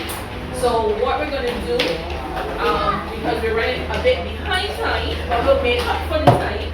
What we're going to do is quick bathroom, grab your snack, and then let's come back in so that he can continue. Don't know what other activities he may have for today, and we want all that we can get from it, yeah? I think this session, for sure, you're going to need some paper, because he's probably going to give you some tips and tricks for you to go home and practice, yes? You didn't catch it yet? No. Don't worry. I can give you the story behind the ball today, but don't worry. I know we'll give you that story. No. Give that story today. I ain't give you that story today. Yeah, everybody, before we finish, everybody will catch that ball. Everybody, yes? I know I catch enough sense like I'm all fun. Listen, that ball got some serious, questions. Alright, so let's come back quickly while Mr. Williams sets up and then we'll be ready to go. Melina, give me a hug.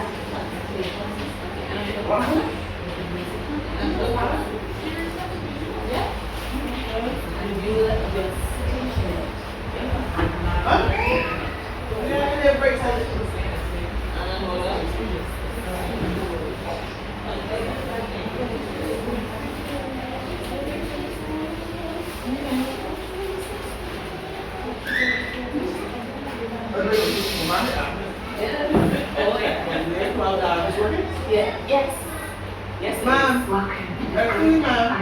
yes, please. Come on, see this girl here, she loves you so bad. Yes, please.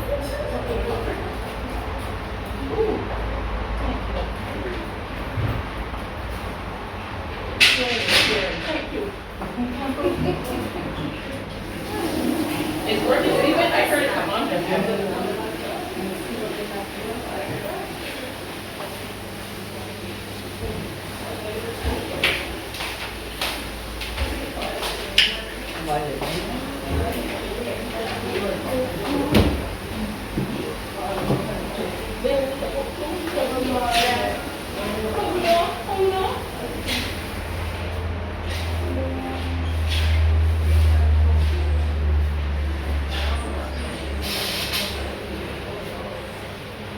You want to say you? Did you not get him? You don't get him? You don't want him? Even before you start, you want anything or just put yours on, please?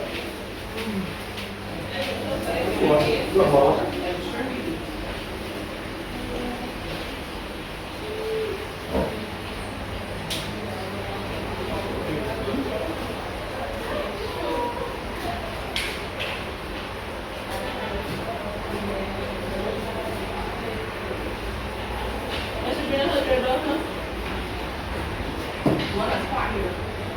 The one that you never met. Never. Are you doing that? See how like this?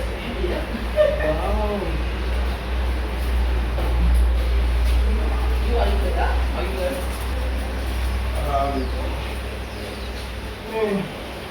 No, you did. It's not what you did.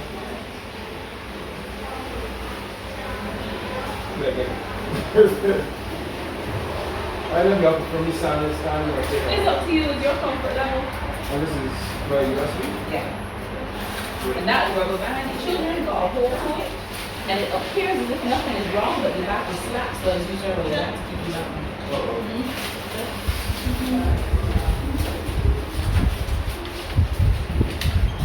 Gabriel, how are you today?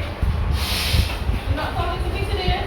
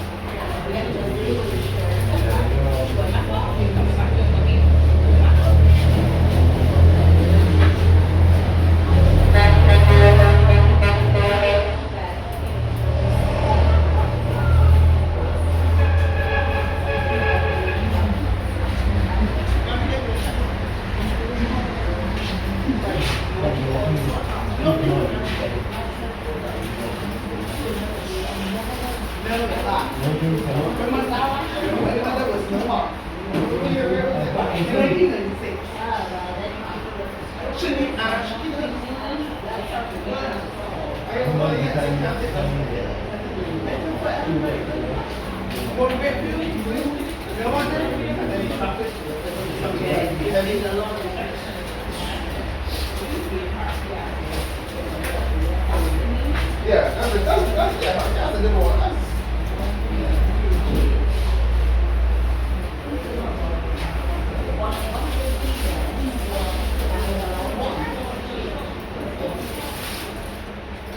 So forgive me, I might sit and stand for low back problem. So I'll probably start by standing, but back starts after that. Stand up, sit down, make yourself You comfortable. want this chair, man? That chair up in there, that is you. I'm okay. I don't want to sit long. I just keep moving around. Oh, the standing sitting, I don't really try to.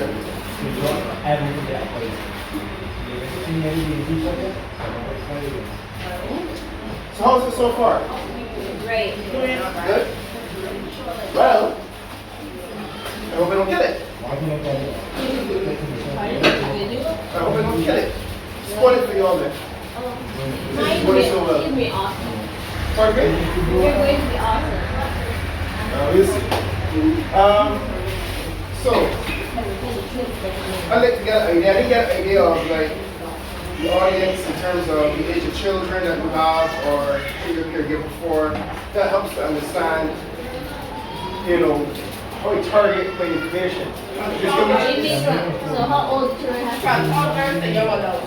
From From 30 from from 30 okay, to so some secondary 30 school. to 7. Well, I thought Children here spent in 20. RK from 14 to 7.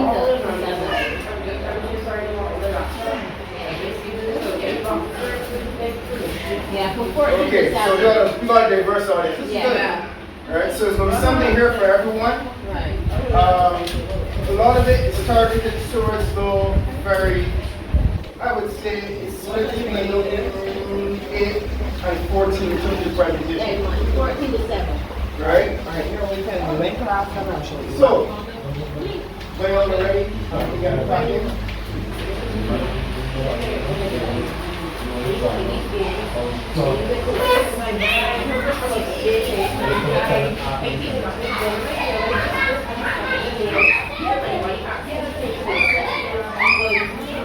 We have things exactly in this presentation.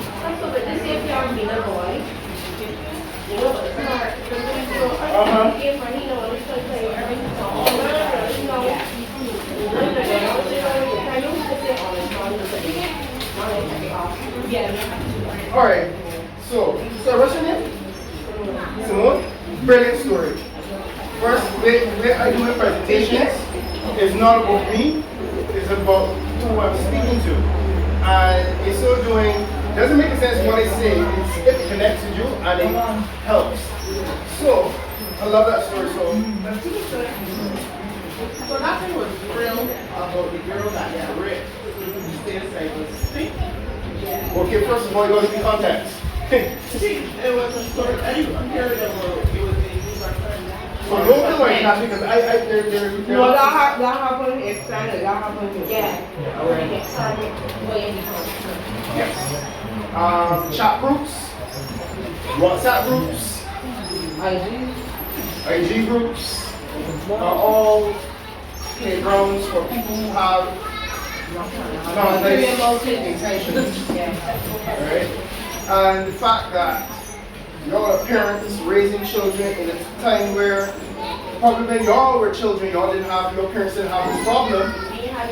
So therefore, you didn't have anyone to pass on knowledge. They know more about it than technology wasn't As it is now. Actually, how many of you, well, I know your hands full and your mouth's going so good. But give me a little nod or a shake head if you want to heard of artificial intelligence. AI? Yeah. I read, Sorry? I have a radio. Covers from local radio? Good. So I spring a little bit of artificial intelligence in this presentation. We're about starting already. I spread a little bit of artificial intelligence in this presentation as well. And we're not going to go deep in it. As I said, I was sure of the time, but I wasn't sure what I was going to promote. I just made it broad-based that everyone would get something from it. Alright? So are you ready? Yeah. Brilliant. Okay. So I've been doing this presentation or something that's similar to this for the last 15 years. Right? Actually, did one of this temporary school for parents. And what I would say has changed, as you said, it has become so pervasive. It's everywhere now, right? From your phone, right, to your television, right? I don't know if you've heard about Alexa, right? Hey Alexa, all the races. Siri. Okay, right? So that's all those, especially when you go and pay or pay or a name, right? That's a form of artificial intelligence. What does that have to do with cybersecurity?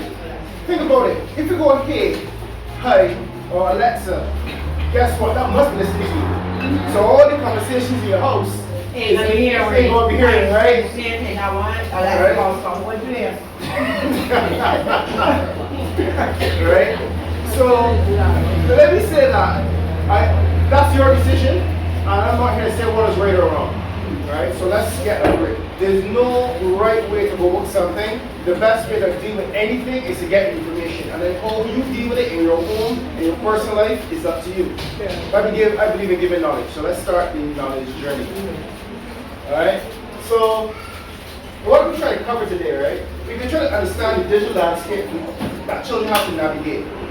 So a classic example of that is what Simone gave in terms of, I'm going to let Simone tell her story in a minute, right? Because it is a good point to show you what our young people, our young children are facing, right? We're going to identify some common threats and targets, right, that our young people are facing, right? Probably learn some practical strategies for enhancing security online, right, and how to empower our citizens.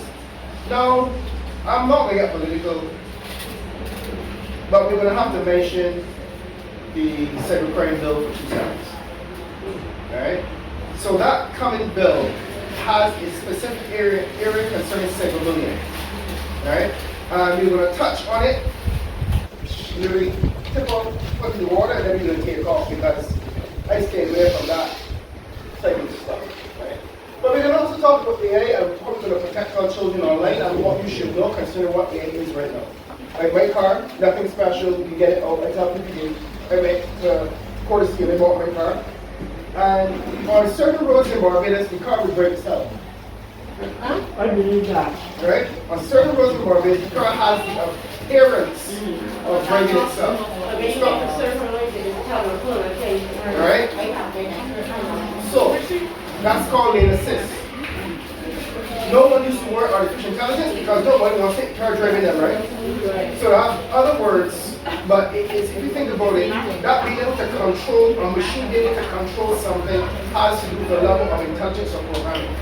Right? So we can touch on AI and how it is affecting children, or at least how it could potentially affect young people today. And at any point, I start to go on the reservation, talk too technical, slap me across my head and tell me, Stephen, you're back to basics. Because I can't go off the reservation. Alright? So fair warning. Alright? I'm gonna play this. So I hope this is connected still.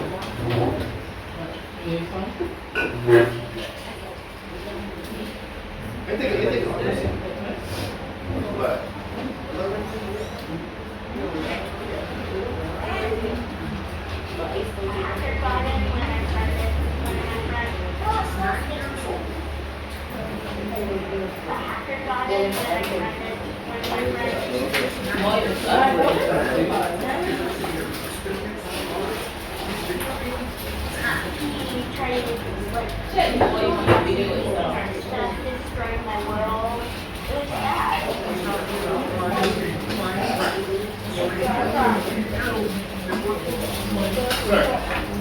Let's see if we go back. I'm not sure if my button is down low.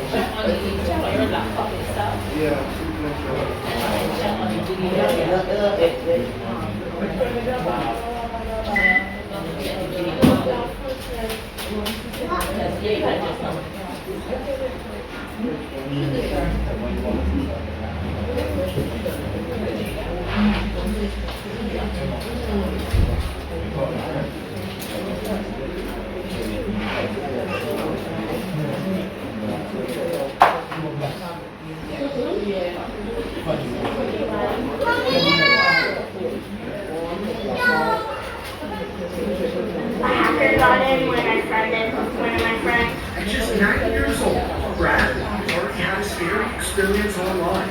His video game was hacked. He tried killing us and taking our stuff, destroying my world. It was bad. He's talking about the popular game Minecraft. Stranger than he didn't know that worked his way into Hughes by his private game. Thankfully, his scary story ends there.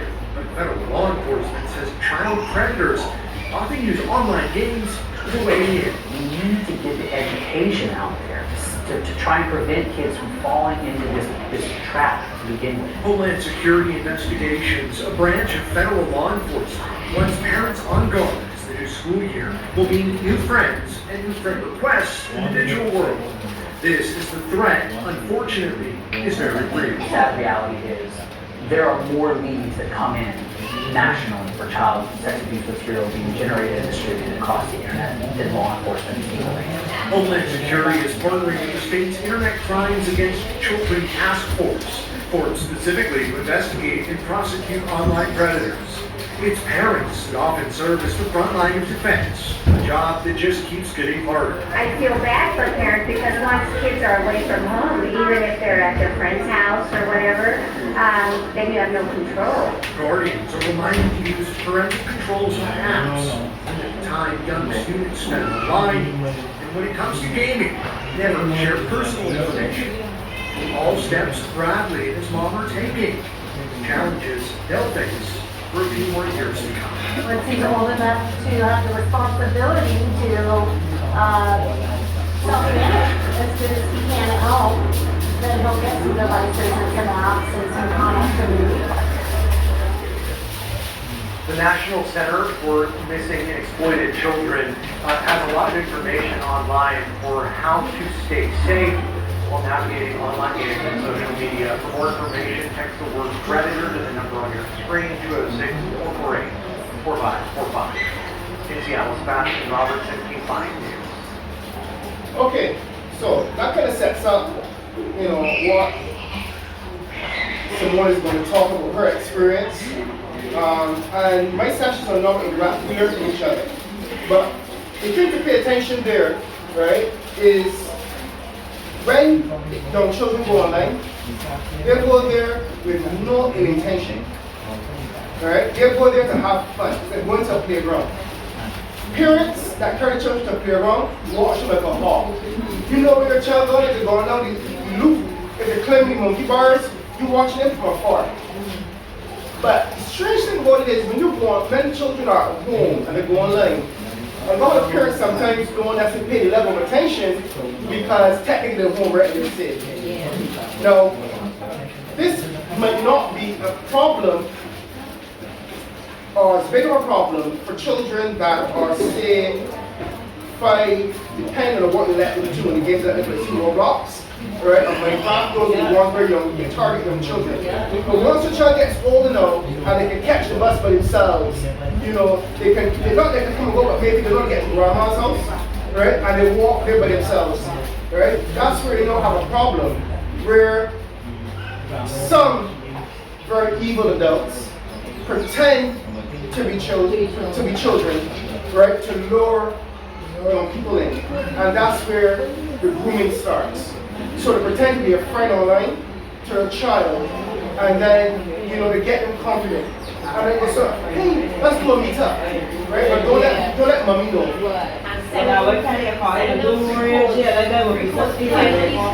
Literally, that's called grooming. That's called grooming. Because what it does, it makes the child feel secure, it makes the child feel important. Right? Especially, at the end of the day, when, mommy might be busy. Granny busy. We have a period of time now where my grandmother didn't work. But we got granny's working now, mommy's working, auntie's working. We all got work just to keep bills from being ridiculous. And it's still everybody working. So what does that mean? That means the child is going to potentially be alone. And the comfort that parents have is that if they're in the house, they're secure. But as they get older, because a child is second, but nowhere with a guardian that you feel comfortable with. But once you start able to go outside and within a certain zone and ask the child certain questions, hey, where's the closest park? Or, what games outside you like to play? Well, I like to play this. Really? So where do you play? Right? I play in my area. Alright? I continue playing. Remember, these guys play the long game. All these questions are not up front. So if mommy's checking, It may be on just a short little conversation, but back to the game again. But what these guys are doing is bit by bit by bit, lowering them and recording information. Right? Also, some of them want mommy, daddy's financial information too. Oh, you need this part. Yeah. Yeah. So you're telling them to see if you can get the parents to buy the car and stuff, yeah. Correct. Right? So that's the least problem. Mommy, daddy get financial kick in the butt, it hurts and smarts, but the kid at least safe. Right? But at the worst end of it, someone is using it to lure your child in a situation. You may go see, we may got the predators in Barbados at this sophisticated level. But what it would tell you, right, is that even if you don't think that, there may be some person that has something against you. And target your child as easy pickings because you got a lot of cowards in this country. Right? And they need to get back at you, right, to do this to your child. So as a parent, right, you can't take anything for granted. Huh? A hacker got in when I started one of my friends. Alright, so understanding threat. Alright? So these are the common threats, right, that whether you're adult, child, or in between would face. Alright? And something called phishing. So phishing is, well, I'm going to ask some basic questions. So how many have email addresses? Close to that, because you might not. Right? You might just have a put them on the WhatsApp and probably use someone's email address. But anyway, so phishing is an exercise where some person, you register for a website to get a free newsletter or something.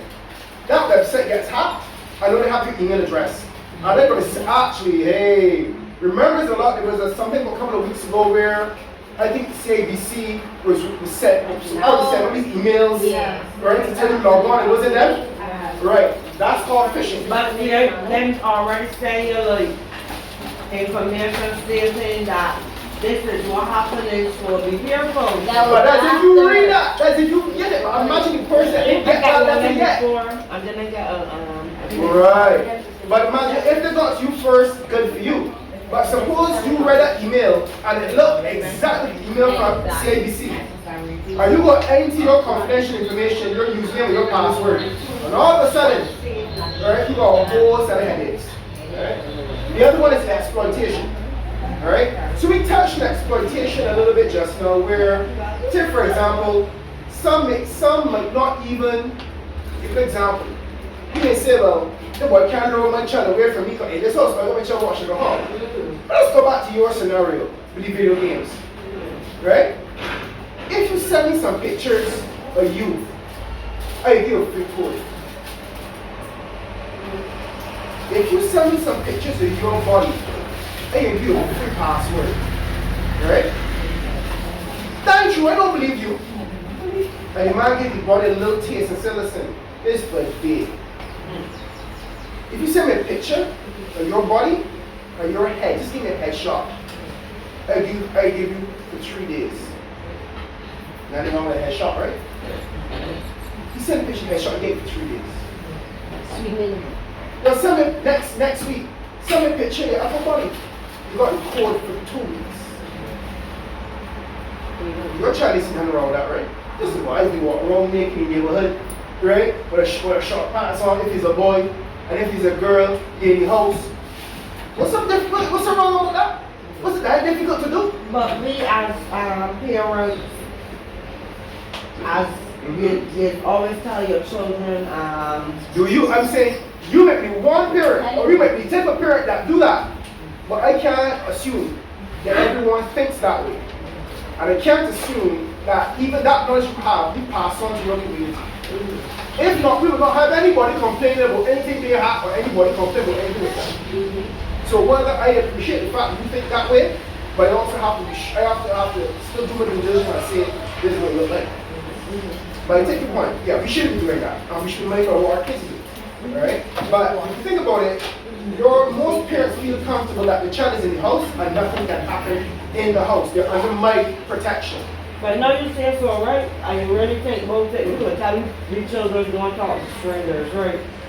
But when they get online, like so much different people, like I never meet, then it meet with fight, so that's still the struggle, they're talking to strangers? And since these games start popping up one after one. All you require to give a list of what is an email address, some zone in Barbados, a little bit of something you have to give the country and these email address.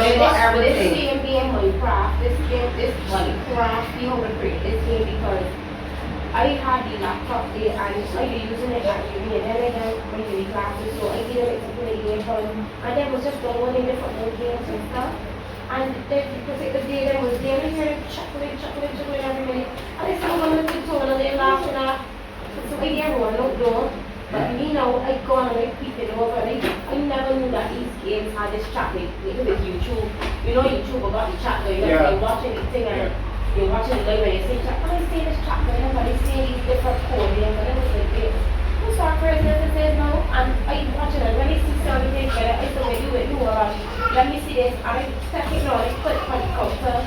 And I get saying, alright, let me see what I start to chat in the chat. When I chat in the chat, I say, no, this is a boy. And this is a girl because no boy can go and ask, the other person, but let's pick the parts and and then you wonder really located and stuff. And then the part is now the boy asking them, this boy tell you that about this code, the boy asking them with this code, if they got money on the game, he gave a code or she gave a code that would give them money that they could buy clothes with the character and this and turn and forth and more space. Something. I said, because them was asking me there in front, Mommy, you could put your credit card in the computer so that we could buy things in the game. I said, I can't do my credit card. What you do is they could go in upstairs, it's more report, it's coming out upstairs, coming out more, I would go play the games for them. And when they done reload the game, we would exchange games so they could trade out games. So I would go up there and I would pay for the codes for them, for the game. But this person now telling them when they could give a code that they could buy what they want and stuff. I say, you know what? When they pay this amount, I uninstall it. You see the Roblox? I bought the Roblox list for them to pay the Roblox, but the Roblox is the same shit. Yes. Because you message the people the same way. So I said, alright, you know what? One of the law fights and not to play. So I tap the Roblox list and I break it and I uninstall it and to play this thing now, no, one that is shooting. I know what you mean. You know what I mean? Like Granta? Cheese dog brothers, the other night he was really very open, come home from work, because the truth is work more than all other days is work for him. He didn't even know that I come home, because from him to get home, he came home, so I said, shot Mark, he said, you know, when I go on now, he play the game, that game got the same shit now at the side too. Okay, so what would tell you, right? To keep people engaged, right, which is what they want, right? It is, you've heard of cell phone addiction? Yes. You've heard of cell phone addiction? Right? So basically it's digital addiction. They know that playing the game is one thing, but what you make it personal, when you don't talk to other people, right, and they hook you because if I'm playing a game, right, and it comes to an end, the game ends, I get killed, my cards killed off, whatever, I get it, I go on. But if I got friends saying, Mama, I love it longer, man, and don't stop, man. Right? And you get in that person's head. It becomes so personal, they can't separate the game from life. Yeah, and then they have these games when you can be on your phone and I can be on my phone and we connect and you can be in the world and right here, Barbados, wherever, anywhere and we play the same game. So that now leads to the cyberbullying. Alright? I mean, we can keep Simone's theme going. Alright? And they see that as applied to any aspect of technology. Because what then happens is that if I do not do what a person did, it's almost an alpha person. Some person say, listen, we got it online, now we play this game now. Yes. Right? And once you don't find that, if your child is not confident enough to go and say, listen, no, I got homework to do, mommy said no, right? And that alpha person is online. What an alpha person does, right? I'm not saying as an adult, I'm just saying even a child, is make that person feel that they missed out. It's called fun, fear, uncertainty, and doubt. Fear, you missed the best game last night, right? Uncertainty. You sure you can't make it? Because if you don't make it or be loose, it's your fault. And that's what guilty now. Correct. Them done got on WhatsApp group so that them will know where time them going on and all kind of things. Thank you. You can't get it. So therefore I said we can't get away. Your phone, WhatsApp, online games, websites, social media, right? What's happening in cyberbullying is that now that some of those fights that you see at school, a lot of principals come in. It starts from off of these WhatsApp games. It starts from online. Yeah. Right? And people take it too far.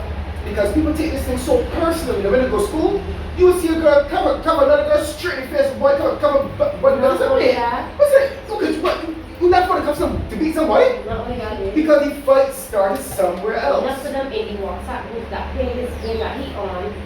Some of them from Queen's College, some from Clarkson's College, some from Aline, some from Pierce College School, so in town, St. Michael's. He did with CP, St. Lucie, a lot of different schools. They just WhatsApp chat chain. This one came in with me about one of those people. He's so like a little more from what he is. He's 13. Before he's for school time, they went like the Queen's College. So, you think about it. Normally, when we're in school, the big schools stick to the big school, and small schools stick to the small school. Right? You got primary school mixing with upper school, and then you think that they're exposed to. They ain't prepared for that. They know going to school, they study first, I'm stay first, but they don't do it. Right? Because this whole generation now is built on something different. Right? So, a little bit of stats get out there, so I do a complete thing, you all don't get wrong. Alright? 71%, this is I can't remember what the statistic from this global study on children or something like that. 71% of young people between 15 and 24 are online globally. Yeah, I'm not surprised. They did that a little low. Yeah, it should be high for sure. Right, a little low. I think that's the Barbados number. Right? If you think about it, right? We have 200, about 90,000 Barbadians. Right? We have about over 200,000 cell phones. Right? So therefore, that's Barbados, and we ain't got much. So therefore, this is a global statistic. That's a little low. But anyway. Right? 1 in 3 young people have experienced cyberbullying, no doubt. Adults get cyberbullied. Women get told things, right? Online, right? And if you don't, some of the people respond in a particular way, they roast you. Right? So imagine you as an adult having a certain set of skills over life and over time. Imagine how a child feels. Right? We can get into a couple sons to tell what the building looks like. 44% of children have shared sensitive information online with strangers. Yeah. Where they live. Because they make conscious that these people praying, Of course, they're kids.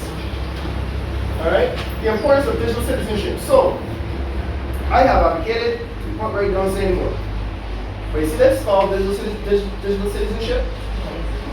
If the internet was a country, it will be the biggest country in the world and the biggest economic country in the world bar none.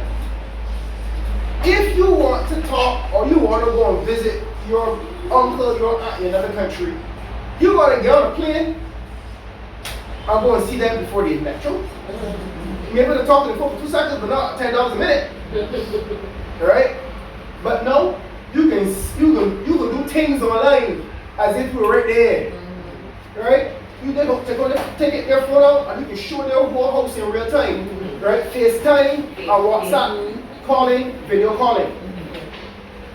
But we are teaching our children to be citizens of this new world. What do these skills look like? First of all, the basics, that's why we're here. The first one, we're doing the first one today. So really and truly what this program is that I've been advocating for, something called digital citizenship. Right? It's a set of skills that we need our young people to have in order to be not just competent, but effective, right? Going forward in a world where we have children that know nothing pre-internet. Even pre-internet, they just know it, and they don't go away. Right? So, etiquette.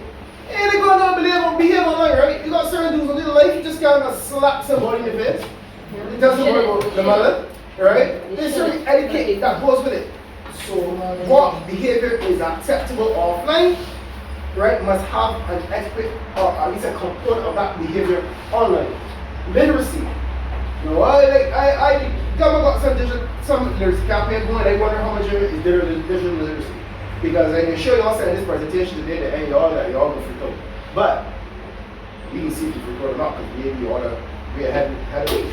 But so digital literacy. Once upon a time we used to say in my service grade presentations that you ever heard about the Nigerian scams?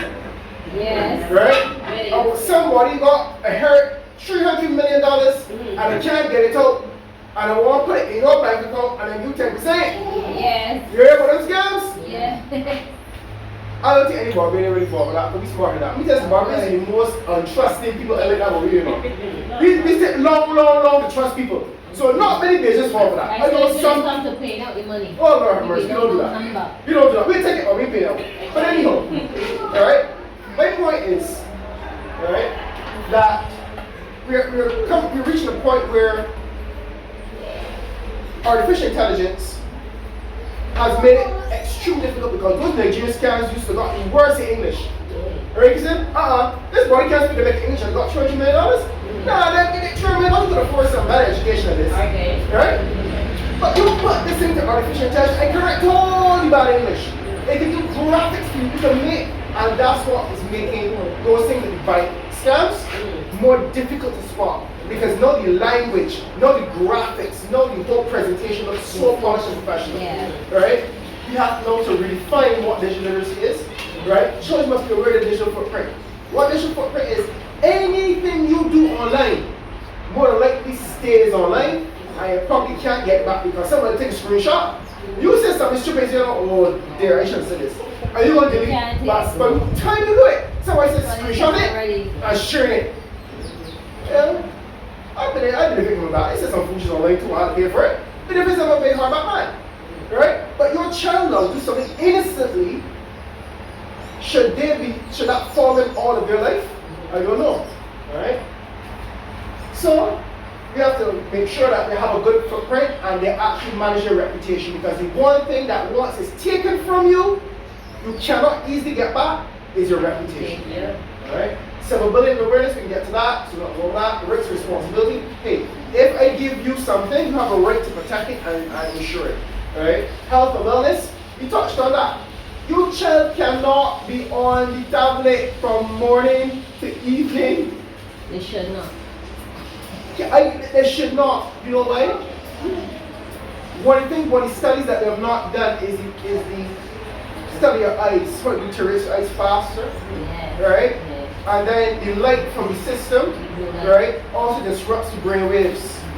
Right? If you don't have proper seating, and you sit in this chair for all the you got a bad problem. I got bad problem. That's the reason. Right? I didn't know about, I had a health and wellness expert when I was a child, when I was involved in this. I was very fortunate. I would say I was very fortunate, yes. And I was at one time, Stephen, don't stay here. I speak from experience. Where I was in front of a computer for 8 years old. And we have major back problems. Did I not say back problems? Yeah. Correct. But I had nobody tell me that when I was younger, right? Right? Critical thinking. Boy, we would solve a lot of our problems that we have with young people. I know I just did some stuff. You already did a whole exit just was listening on critical thinking. Critical thinking as a parent and adult. You don't have to pass on those critical thinking skills to your children. I'm not assuming that the streets can teach them, right? Or that someone's going to teach them on your behalf. Right?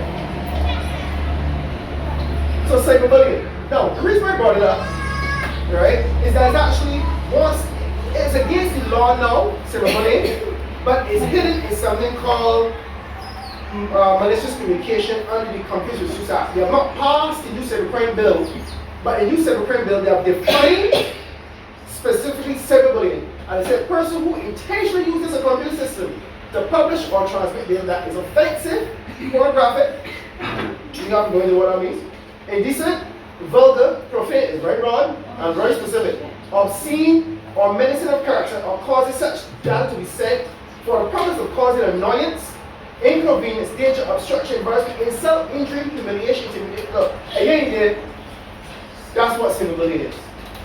Alright? It's defined in our upcoming law that is still to be passed.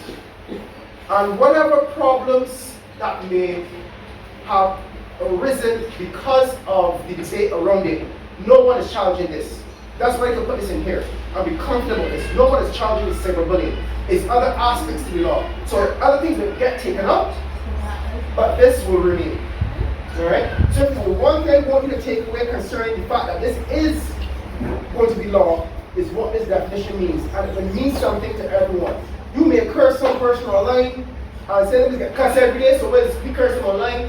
The difference is, if I curse you here, you may not witnesses. Alright? If I curse you online, you may not have witnesses. But I can screenshot it. I may curse you in private. You will prove that I say it. But no digital evidence is accepted in court. And not only that, when you say personal things from before, you could be able to be able to say, oh, it gets done this time, but it's affecting you, and then the same thing. You're talking about retroactive, meaning that something that happened before makes something criminal now. I'll be careful on that. I'm not a lawyer except to say that the law doesn't seek to criminalize people, but if the behavior continues, meaning that, I will say this, if I can show a pattern of her behavior, you didn't say it's one-off, right, upset, but I can go back in the past now to show you or show the judge that you said this 2 years ago, you said this a year ago, and you're still saying it today. It's not a one-off thing. This is a pattern of you being a bully to me. That's where that comes into play. Not like seeking to criminalize a person now for something in the past. Alright, so how parents can identify and address cyberbullying? Well, I would say this to you. Alright, things to look for is if your child is like say to run online and play, jump on and he leaves that room. Last week his face was lit up. He enjoyed the game, he had a good time, right? And he's in good spirits. And all of a sudden, so Jason, you want to play? No? You gonna say, okay, no problem. But understand something, that is just so left. Once it becomes something that he now revolts against, something happened, you have to ask questions for. Right? If you realize now that in his room he's quiet, or she is quiet, right? And not communicating to you, right? When in your room, you have to come to refuge. You shouldn't be upset in your house. Right? I'm not saying that's cyberbullying, but more often than not, if he's accustomed to playing games, he will stop playing games just like that. Right? If they're being online, if you realize now that he's angry and at home where it's peaceful, home peaceful, everybody happy home, he vexed. Right? He come in your house cool, but I'm saying you leave the room vexed. Right? Something happened. Right? And there's we're going to talk about open communications in a little bit.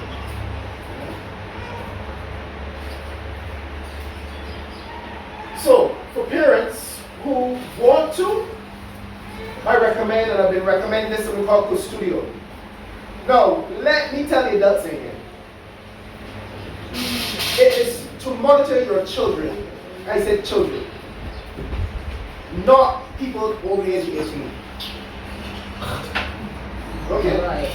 It's for children. Because it can track cell phones. It can track social media conversations. It can basically tell you where they've been, how long they've been, and you can actually put a limitation on it.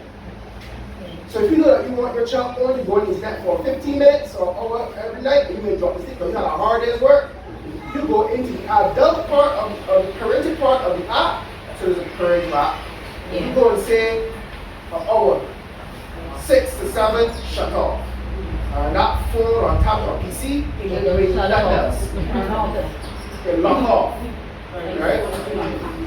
Alright? So I recommend it for digital well-being and it's all-in-one parental control app.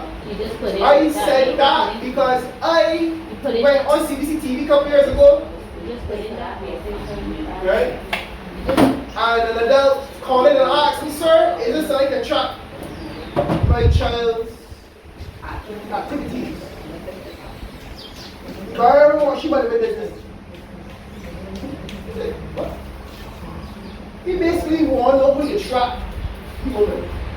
And best play talks, he want to track the child. So I think thinking adults would do great on certain things. I don't trust adults, unfortunately I don't trust adults, but I trust children. Well, anyhow, right? PlayStation, Xbox all have parental controls or limitations, so we can basically set the intensity going as the adult, and once you set it, you have to set it up. That this is a charge to the system. So that's the settings.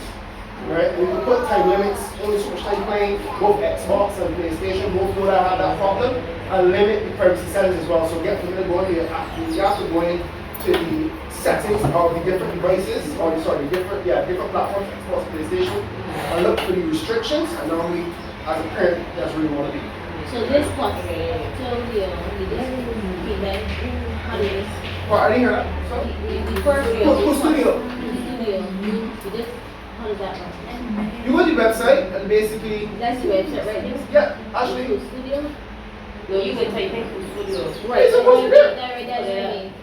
Oh, but that's okay. This is not Custodio.com. Sorry, I thought they had it. I must have deleted by accident. But I had it there though. Custodio.com. Well, when all said and done, right?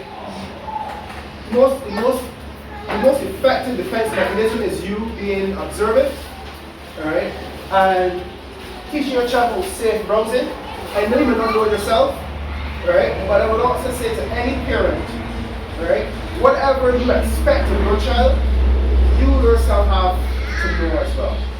Right? You can't expect them to know something you don't know. So you must get involved. So you must know safe browsing for you. And this is not a seminar on how to browse safe. I mentioned it for you to actually go now and probably ask some other questions. Because there's a lot to get through, and I was only given an hour. Right? So I just want to make sure you've got your appetite on different areas that you should be aware of. Right? But what I would say is have secure passwords.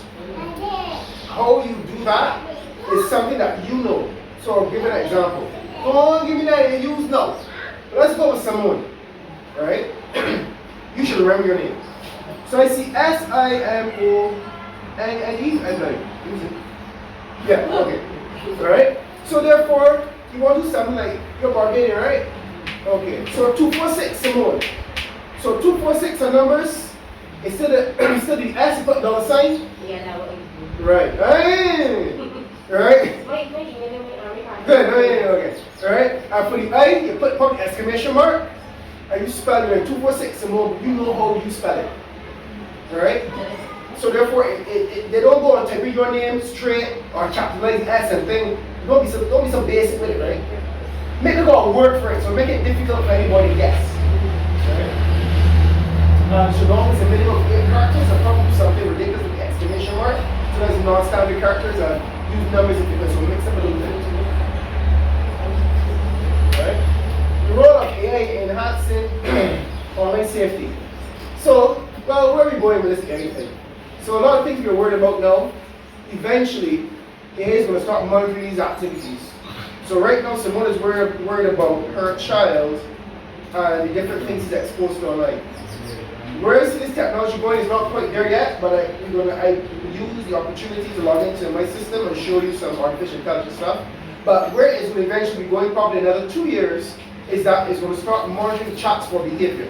So it knows the certain traits adults do versus children. You can understand grooming activity just on the spot. No, you said it. No, child. It cannot get to that level where it knows a child's pattern from an adult behavior and start to automatically block that. You aren't here yet, but these guys are going here. Alright? Because children have a right to be children. Alright? Some of these platforms are so crafty. They're so crafty that they just mimic and do things that. But the difference is somebody has to initiate it. See that? Take off your clothes. Let me see this and let me see that. Right? Once it gets to that level, the AI just start to get triggered. Right? And they start to monitor. Right? So examples of AI tools for content. Well, I just give an example. That's an example of how AI start looking at human behavior and realize that Jason goes on, plays this thing, he doesn't say anything, he doesn't curse, doesn't do this. He has an A rating, right? Bobby knows a little bit more aggressive, but still within a certain zone, right? Maybe a little more aggressive, maybe drop a certain word, or maybe a nose, put certain restrictions, but he doesn't block. Right? So maybe you can't say certain words now, or we have certain restrictions. But no, this body here called Susie, right? Asking for some whole different action that is not playing the video game. Right? So the guy in the middle now might be cursing with the game, and that's a flag, that's not a ban. That's the Instagram. Right? Instagram. If you type in you know that some words can be when they speak. Because some people that say that they get blocked for simple little things. Yes. Yeah. Right? Let me play more. So that's not anybody, that's artificial intelligence right there. That's a robot right there that say, you know what? I ain't even gonna look at the context. It said this word, you're wrong. Yeah, right? So limitation, ethical considerations. So what is ethical consideration? Well, to get to that level, you gotta be analyzing your child, right? You gotta be taking information from your child. So that's the trade-off. If you don't want your child playing video games, you want that protective shield. Someone has to be monitoring and actually capturing data on your child's activity and behavior. Okay? That's an ethical thing. Do you want your child to have that game? You may have to give up a little bit of the privacy associated with the environment. Right? So this is another one. China, more and more young people are opting for so-called AI boyfriends. Why? Here's the stupid reason. Wang is a 22-year-old student. She says her boyfriend has everything she could ask for in a romantic partner. Except he's not a human. He's a child on an app. For me, he plays a more important role than a real person. A real person cannot be with you at any given time of day, but my AI boyfriend can. He's given me a lot of emotional comfort. Wang is not alone. A growing number of women in China are resorting to so-called AI boyfriends. So what makes them more desirable than humans? 在现实生活中，和他们交往的话，dating in real life can consume a lot of energy, and everyone is different, which can lead to conflict and fighting. With AI, I can set it up to meet my preference. So why should I choose a real person? The fast pace of life in big cities like Beijing, the long working hours, can make it difficult to date. 因为其实从古至今人都是 A lot of people feel lonely at times, but not everyone is lucky enough to have their family and friends by their side all the time. An AI boyfriend can be online 24/7, solve your problems and listen to your worries. And who wouldn't want to hear these words? You are very cute, especially when you smile, he said. But is there a risk that the desire for companionship at the click of a button could be taken too far? These systems will say things like, I love you, they don't love anything. They're just moving around numbers. And that means that the customers of them get hurt. In that way, they're almost like sociopaths. They're just telling me what you want to hear. The technology still has some way to go. But for one, her experience is very good. I think the AI boyfriend that I created has flesh and blood. He has his own personality and his own joys and sorrows. I even think he may actually exist in another world. Sophia Benita, BBC. So, AI boyfriends and girlfriends? yeah, that's the thing. Anybody want to hazard was he guess was he danger or not? You don't know who you're speaking with? Pardon? You don't know who he's speaking with? Actually, he's speaking with a robot. Right? But that's not really. I ain't talking about dangerous. What's that? Right? What do people in love do with a partner? Yeah, emotional attachment. Emotional attachment, yes. What else? Procreate. What's that? Not procreate. Well, no. Hold on. Hold on. The activity is coming for a person that actually act of creating life. But the activity is coming where they're actually saying that prostitution would be humanoid prostitution would be actually extinct in 10 years. So what's like population? Right? No, hold on. Prostitution. Right. in the sense of, right, okay? Procreation is actually an act of creating life. Only two humans can do that. That's what I'm saying. So Right? that's still a But the ultimate danger is that we tell our partners every intimate detail of our life. No, it's being on a server somewhere in the world, on some cloud, right? And we know all your dirty secrets. Going on, right? Because that person does not know. Let's put it this way, right? Think about it. You can tell even your man or husband every little stinking detail because he going black.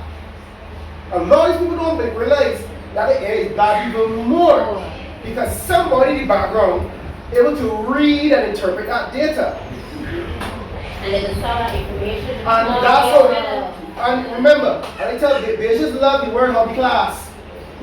They just love piece of hobby class. However, there's a saying in the technology world. If you aren't paying, you're the product. If you aren't paying, you are the product. When you go on Facebook and use IG for free, and use Facebook for free, no one has ever read that privacy statement that says whatever you post here belongs to us. That's why they ask you to allow them to do this and allow them to do that. So, alright, as I said, this is the first time I deliver this presentation. This presentation I've done, not this presentation, but I do this presentation. This is the first time, so y'all are guinea pigs. Alright? So this is the first time I can actually show you some artificial intelligence in a second. Alright?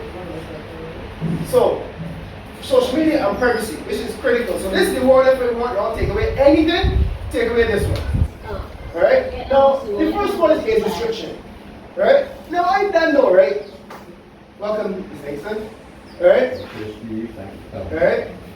No, I can laugh because I don't know that y'all children on 13 online and on social media. Right? But suffice to say that if anything happens to your child online, Facebook, IG, all of them are not level. Right? Because the restriction is your child must be 13 years, right, to participate in social media. Privacy settings. Right? That's where you can tell people, you see you, I want the one that ain't my immediate friend, that I am friend, blah blah, can't see my content. Alright? Not that that is a safety because remember this is going screenshots. Unfortunately, a lot of our friends are not friends. So take that with a pinch of salt. Right? Think before you post.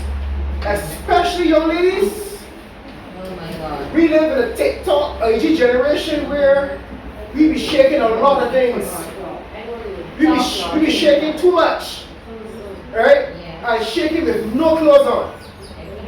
I remember when on IG years ago, and for your lady to get some attention, all she had to do was post a picture. Man, cover up her head to toe, you can barely see eyes. 500 likes. Then some young lady realized they can beat that and post a little top and a short skirt. Right? 2,000 likes. And some young girl decided, you know what? Out of the African spirit, I can twerk. And it was a million likes. And we ain't stopped twerking yet. All the experience for the African girls. Right? And then one girl realized that twerking ain't getting the likes, maybe spending so like melody. Listen. Right? And look at it and go, I twerking her, we see that one yesterday.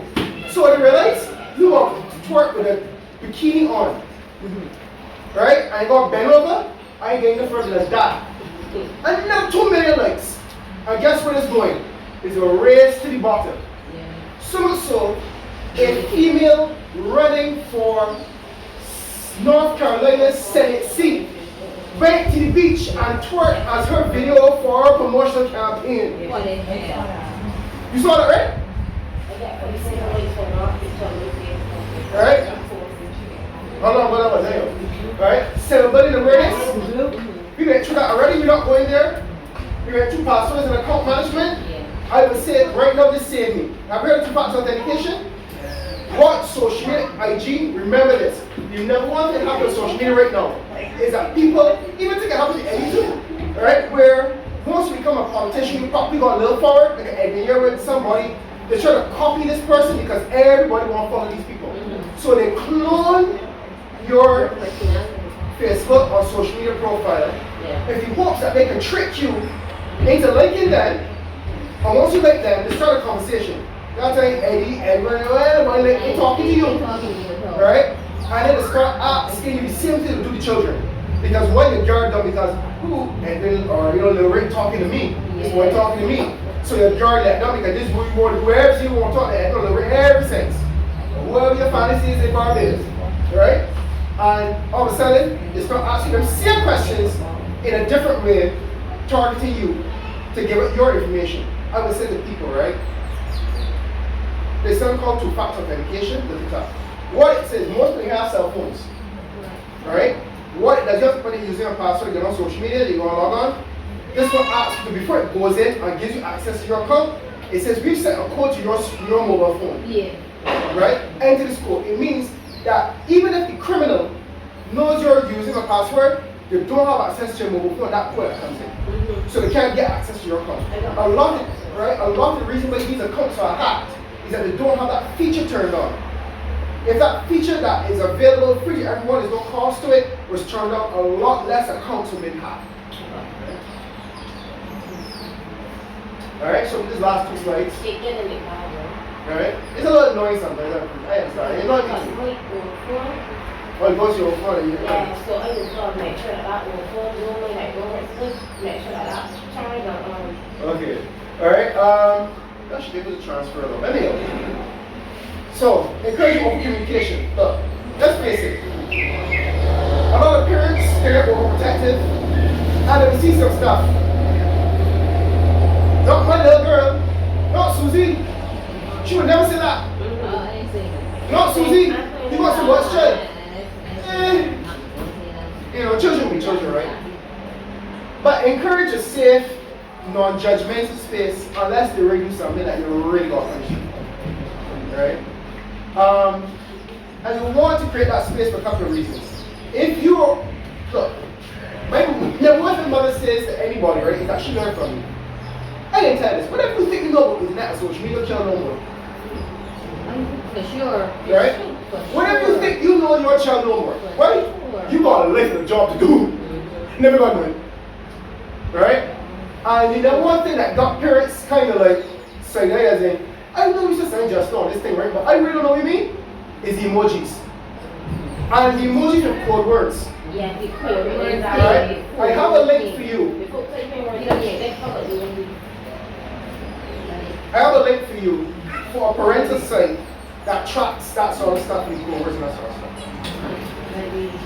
Now, granted, our young people are very creative and they make up their own sometimes, but for the most part, it's like language. I may make a word about each one, but I'm going to stick to core. Right? Always encourage ongoing dialogue. Meaning that if you come across as a parent who want to learn from your child, and you say, Mommy, I'm going to show you something new. And that's going to keep that to the back of your head concerning the behavior of them online. Right? Because at the end of the day, like, studio, you might. Let me give an example of my experience. I use that with my older daughter now, she's 20, so she don't get to studio anymore. Right? But she was about 10. I installed it. And my mother called me a day because it's like, my mother is like, that's like her mother. So she's Stephen, I gotta talk to you, Stephen. I came home and he says her phone went on like some poor site. So you know I'd already lose it. My mother can tell me, do you know your child? See guys, that's so disappointed. It's ridiculous. I know my child. Do you know your child? I said, well, yeah, that's why I'm disappointed. So if you know your child, safe space, no judgment, have a conversation. You know what happened? She went with one of her friends who took up the phone. And Mrs. Stephen, not untrue. You know why? When that conversation, the phone never went arrested again. And it wasn't even the friend. It was one of all the children of the friend. So, I set up to say, the basis of any dialogue get to know your child first in a non-judgmental way. To know if that may be something that they have proclivities to do. Because you might want to tear your child head off for what you see and track on the studio, and what happens is now you've lost their trust. No, they tell you nothing at all. And that is the worst thing to happen. It's better they tell you and you swallow it and you deal with it than to blow up in that regard. It is a major problem because now if they get bullied, if they really hurt themselves online, you're not going to see a space for them to come to. Right? So resources for parents, right? This is the one I want you all to write down. Lots and lots of stuff for y'all to digest. Right? We want to put things up. Common Sense Media. It's called commonsensemedia.org. Right? It's 1 o'clock, and I will then show y'all a little bit here if y'all want to see it. Right? Have you heard of something called ChatGPT? Okay. Nope. So I will give an example. So I'm still sticking within purity. ChatGPT is a platform you can talk to as a robot. ChatGPT. It's called chat.openai.com. I'll go there now. Sweet class, honey. I'm gonna go there. I'm gonna show you. Go there. Just give myself in the answer. Children just use that to answer questions and to write essays. Yeah, that's what university in trouble. That's what they do. Yeah, they got university Very in trouble. intelligent chat.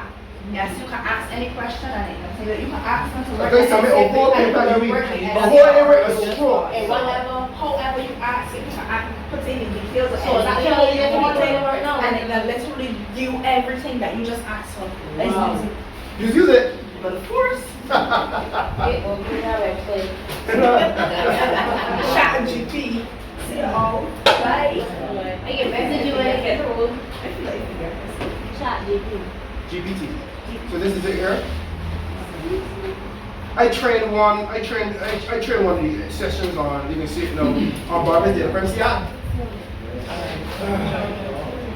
I'm just gonna get these words a little funny.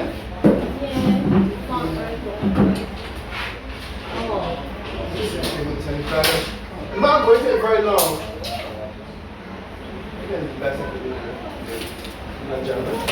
Okay, so that's great. Oh.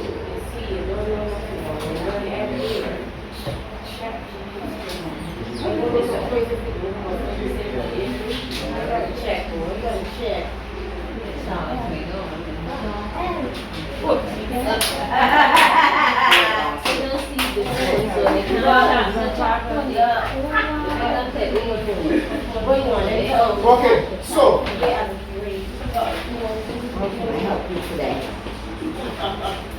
a child's assignment. Let's take within the parenting scheme. I don't know what. My child, I give an example of what I did. So my child, she's a big on the reading thing, right? But one day, I decided, I popped in my head a spirit animal. You know what a spirit animal is, right? I ended up being a big old elephant. Hers was a doe, so I asked ChatGPT, I want to create, we can try it for you guys. We're not going to use mine. I want to create a spirit animal.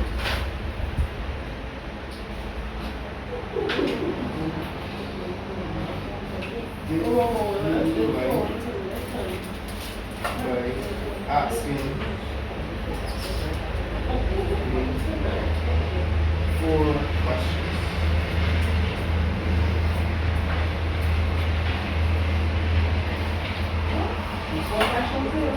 Alright? So the 4 questions are, anybody want to try it? You don't want to try it? Anybody? This is the 4 questions. Okay, so let's some more. Collaborations. What's your favorite environment or landscape?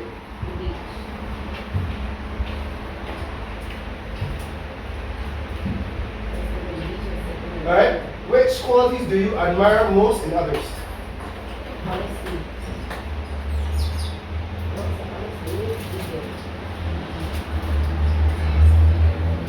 Next question.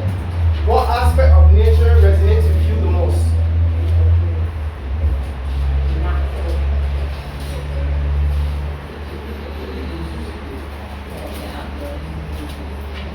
if you could, my question no longer, my question went deep into the thing, very psychometric questions, so please, I just do this for experience for y'all. Right? If you could possess any skill or ability, what would it be? To the two pictures, to different places, to Skill. Let's go with something. Not this superpower. Let's go with a. Let's go with a. That's not a skill. That's a superpower. That's a skill. Okay, tell me how we can train on that skill. Fly. I know. I'm not gonna do. Let's. Anyway. What? A lawyer.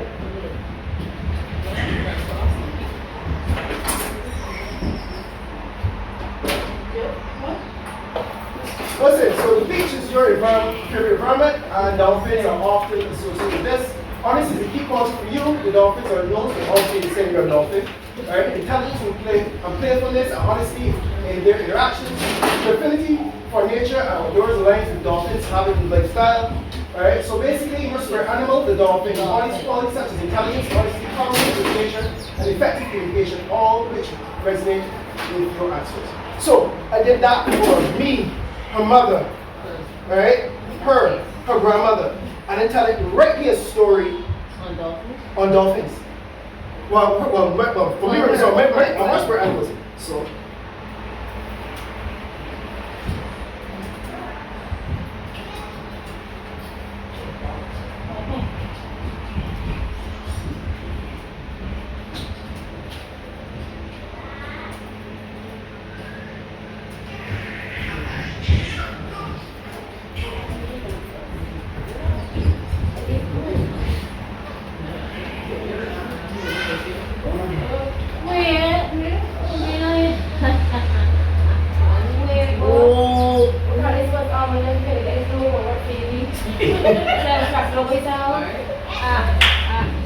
It's called The Journey of the Honest Dolphin. That is a book that just written. That is a copy of a book right there. Okay, so. What did that? One more.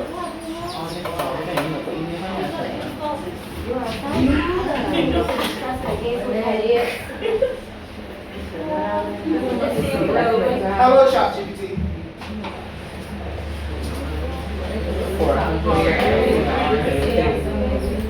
Hello.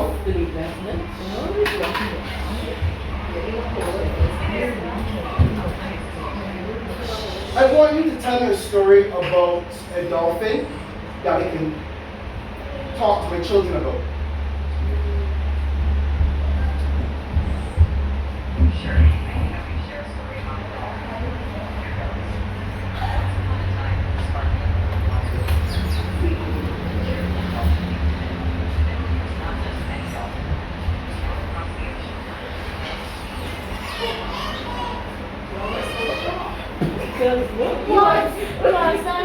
No. Just put it like automatic, man. That's why it's traveling the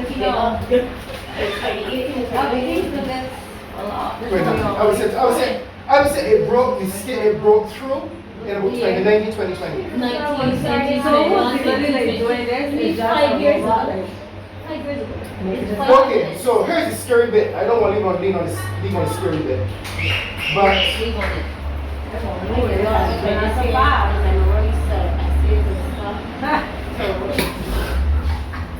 and I can talk to that like a human being all day. You just need to go on Google and. Alright? But the difference is though, that and then tell me if I'm right or wrong. I posted a question yesterday, right, on social media. Would you work for a CEO if it's artificial intelligence? We are at the stage right now, alright? And what does it have to do with being a parent? This is the hardest thing to say. I do not know what we're teaching young people today because there is a thinking in 5 to 10 years, all jobs will cease to exist. Yes. Alright, one last one I'll show you.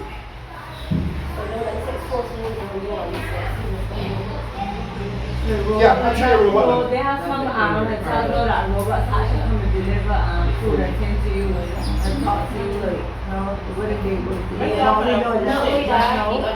on the computer because it was free and it was watching this thing. And you know that Bill Gates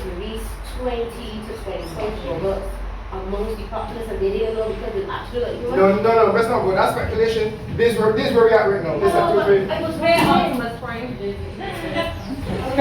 This is actually a legitimate robot. This is where we are. Me and there. And we talk me and there. There was supposed to make cameras and everything. Bus cameras, there was supposed to make bus cameras and everything, yeah. But it was possible. The bus skin and the face and everything. It's an actual. I know we're talking shit, but me and there. See, yeah, that's it. This is Car. It's another sick.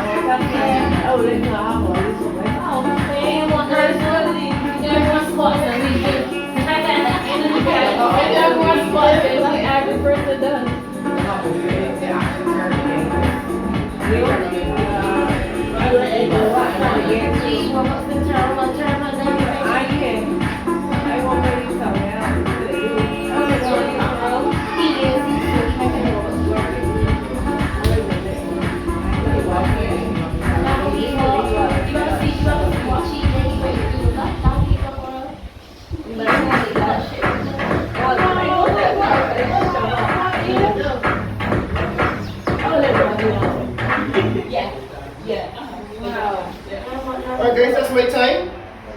I hope it was okay. Yeah, Ron, you get one then? No, I don't want one of them.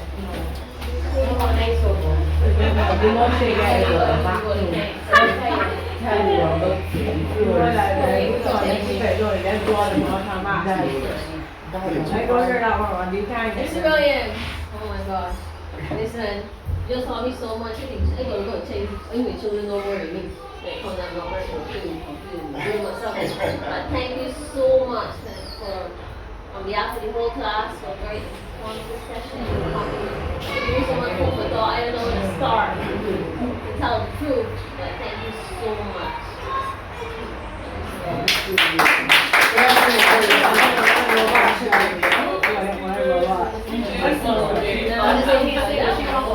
Alright, man. I need it. Be careful with the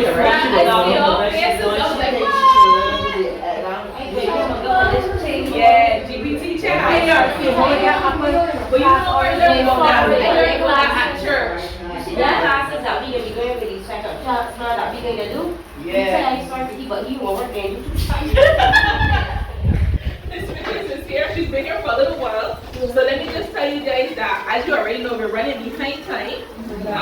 Miss Richards will go as far as she can in the presentation, but she has agreed graciously that she's going to come back, yeah, so that we can continue our discussions, etc. As Mr. Hickson would have posted in the chat, I'll read it by you in just a second. But as Mr. Hickson would have posted in the chat, she's from this area, Springhead, right? Yeah, so she's a home girl. So the director of the Child Care Board has come to you. Wow. Yeah. Nice So, to meet you. so give her a round of applause. So let me read her bio and then I'll hand the floor over to her. Miss Roseanne Richards is the director of the Child Care Board. She holds a LLB with honors from the University of the West Indies Cave Hill campus. She completed her legal education certificate at the Norman Mann Law School in Jamaica. She practiced as an attorney at law at the Law Office of Holder & Co., where estate, family, particularly children and the elderly, and property law were her areas of concentration. A Barbadian national, Miss Richards is a graduate of the University of the West Indies Mona Campus, Jamaica, from which she obtained a Bachelor of Science degree in Social Work, upper second class honors, and the London School of Economics and Political Science, from which she obtained a Master's of Science degree in Social Policy and Planning for Developing Countries. Ms. Richards brings a wealth of experience to her role with more than 20 years of professional service in the field of social work, which includes assignments as a social worker with the Welfare Department and the Allen School. She was also a community relations specialist within the project unit of the Urban Development Commission. She spent 5 years in the British Virgin Islands as a senior social worker and the head of Family and Child Services Division, Social Development Department, SDD, Royal Town Tarcoola, British Virgin Islands. Ms. Richards also served as Deputy Director of the Bureau of Social Policy Research and Planning in the former Ministry of Social Transformation.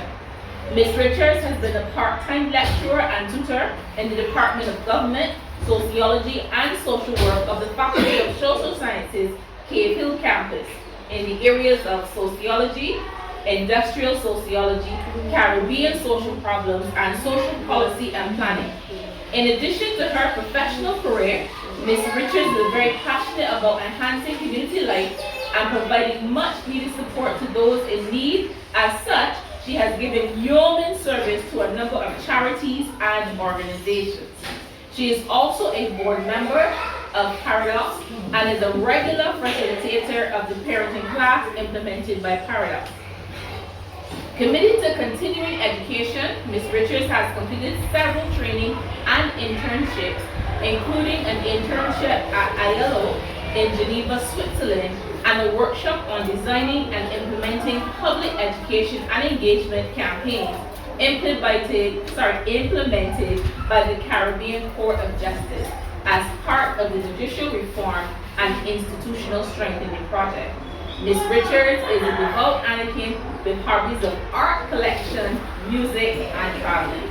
So, ladies and gentlemen, welcome Ms. Roseanne Richards. So good afternoon, everybody. I think that we are way behind in our time, but I intend to go half hour and then come back or return if the need of this time. Return and give you the remainder. I think it's the 16th of March. So I am supposed to talk to you about three things: the importance of care and relationships and child care, barriers to effective parenting, and overcoming obstacles and building paths to success.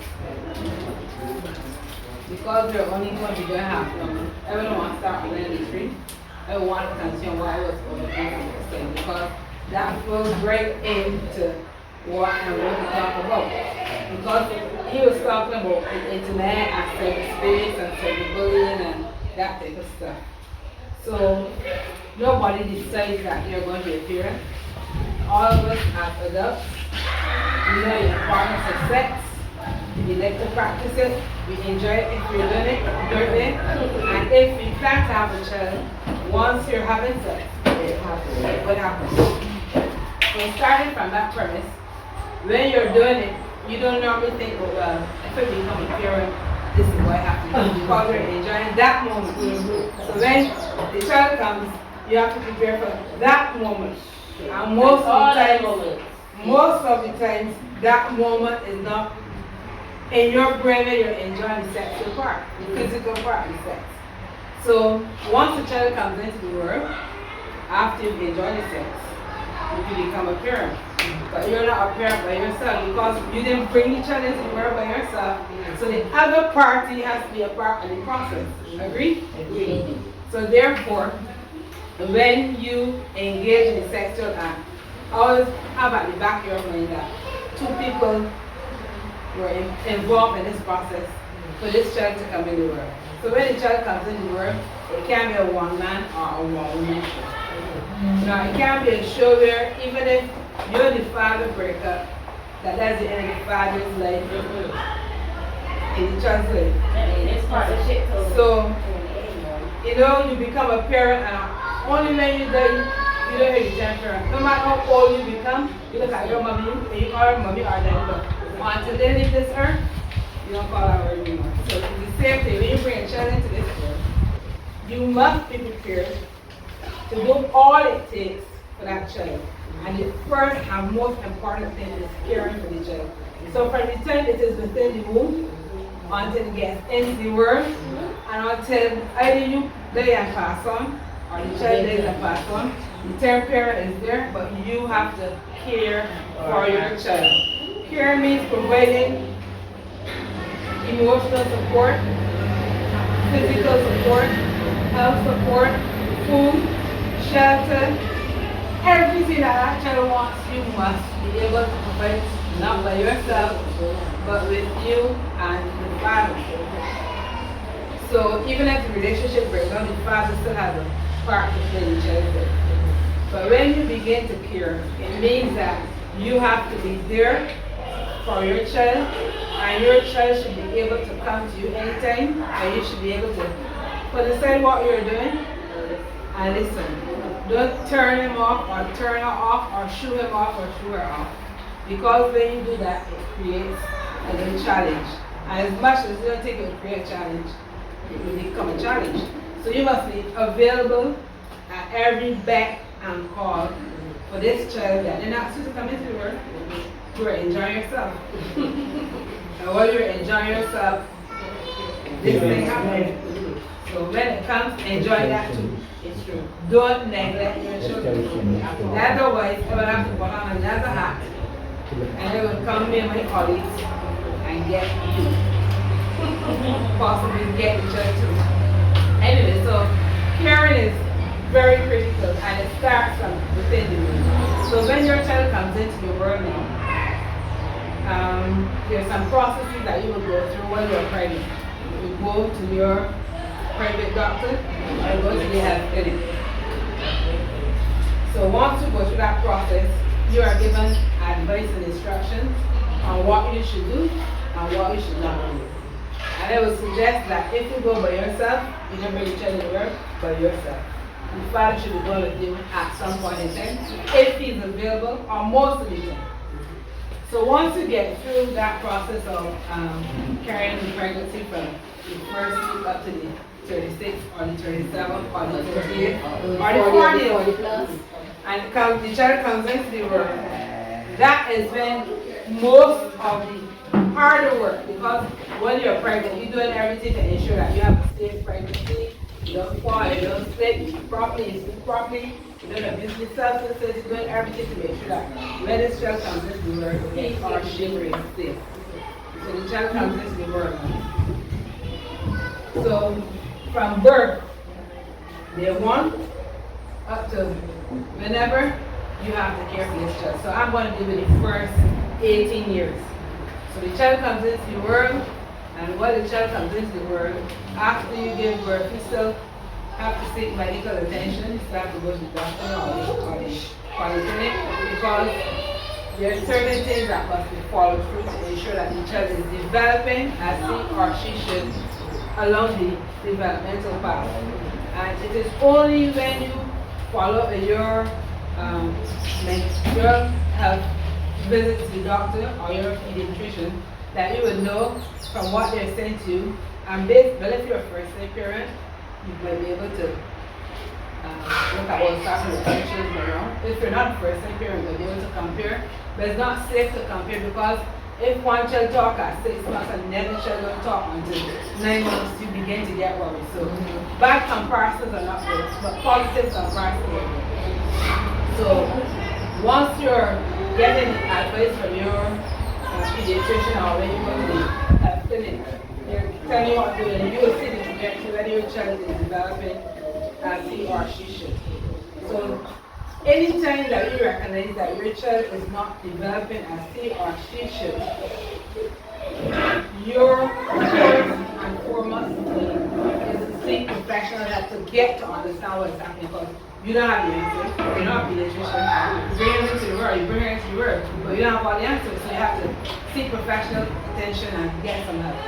If you don't do that, you're going to, you have heard delay brings on danger, so you're going to expose your child to something that you don't know. So my advice to you is, if you realize that, and even if you compare it, if you're not first parent, if you compare to the child that you had before, this first child was done at this time, you know, seek the attention from the pediatrician or the nurse at the polyclinic, whoever you see, or your doctor, who will advise you. And all of this is part of caring, because if you neglect to seek medical attention or help for your child, you are an uncaring parent. Caring doesn't only mean breastfeeding, giving him this, giving him food, make sure I get a bath. Caring encompasses lots of things. And one of the critical things that you also need to remember in this early stage, because he can't say, Mommy, my head is hurting me. Mommy, I'm hungry. Mommy, where daddy? So the only time that he will be able to communicate to that something's happened is if he or she begins to cry. Do not let them cry the lungs out. That is uncaring. So if you hear them praying, you need to go to the child and see what is happening. The pamper might be wet, the jack might be wet, an ant might be stinging, a bee might be biting. Something might happen, so you need to get in there and be caring. All of that is caring because it is supervision, it's providing meals, it's providing shelter, it's providing clothing, it's your emotional approach and well-being to your child. All of that is going to encompass your child being cared for and developing, because if he or she is not cared for, it's going to impact the development. So all of these are things you have to take into consideration. So the caring that I'm speaking about is what you need to, over time, when you start to look after your child from very early, you're going to be able to create a bond between you and that child.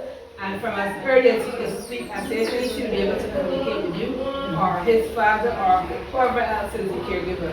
So the care has to start from inside the room. But once the child comes into the world, it intensifies. And the intensity could get even more compelling, especially if this child happens to have a challenge. And all of us, we have challenges. Today you might get up and you can't step off your bed because there's some pain somewhere. So that becomes a challenge. But if the child has a challenge, that is even more reason for you to follow up with all your health and medical personnel to ensure that he or she is developing on the trajectory. And there are, I really don't want to start to say, I'm going to show you. So everybody could see this chart. And this is from birth to 3 years, but there are things that your child should be doing based on this chart as he or she develops. If for some reason, I had tape because it's so late, next time I come back, I'm going to post everything.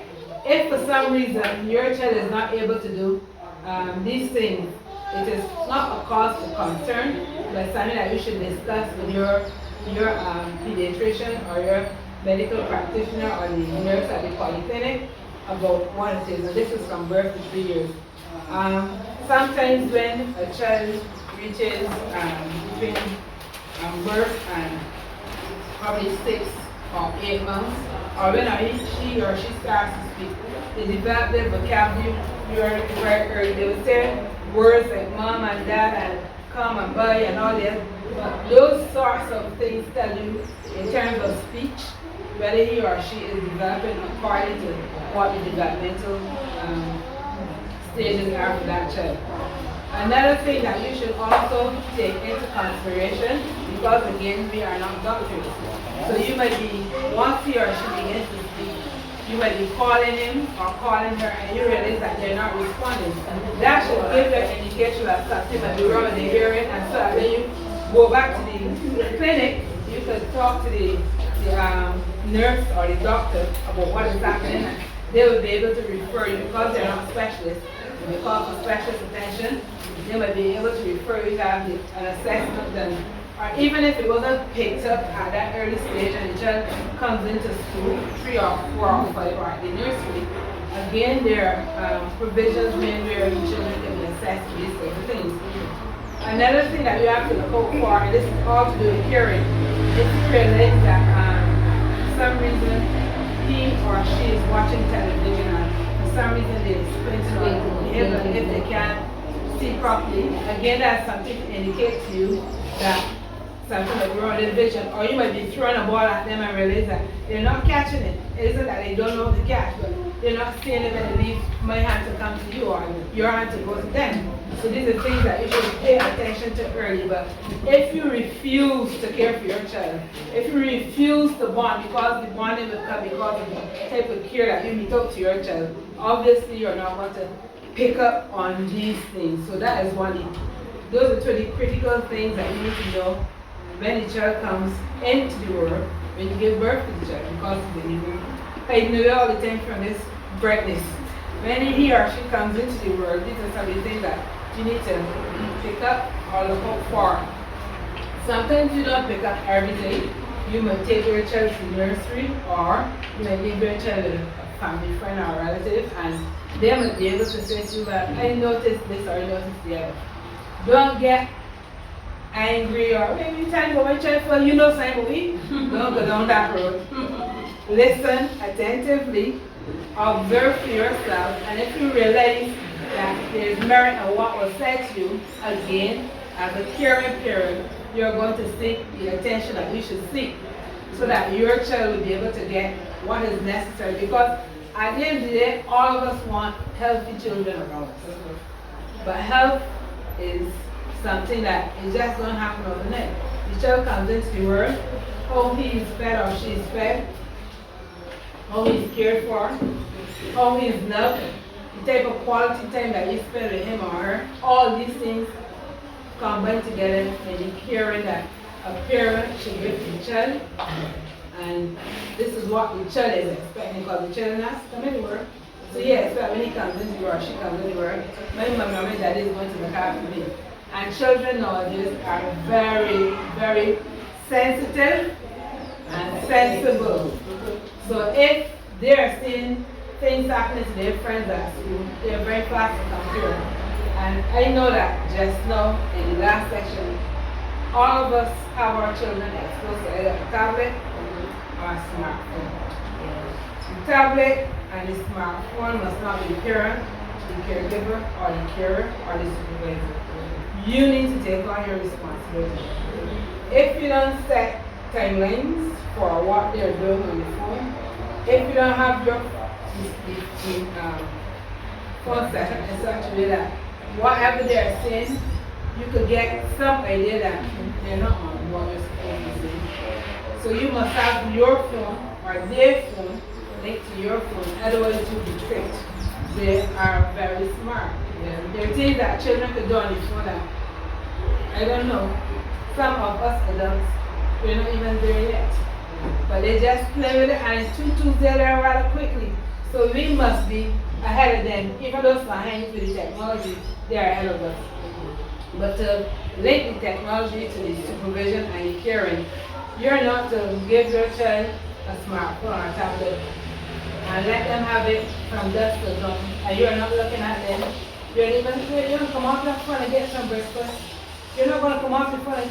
If you're a family, or you may not be a husband or wife or mother and father together, it might be you and two other children. So that's still a family. You want them to have breakfast together, might be lunch together, and quality time with your child. So he or she can be on the device continuously, because the device, as good as it is also bad. Children get exposed to a lot of information at times you don't want to tell them about. Get from the device. When they come to you and they start asking about the information, and one of the subject matters that they will come to ask about is relationships.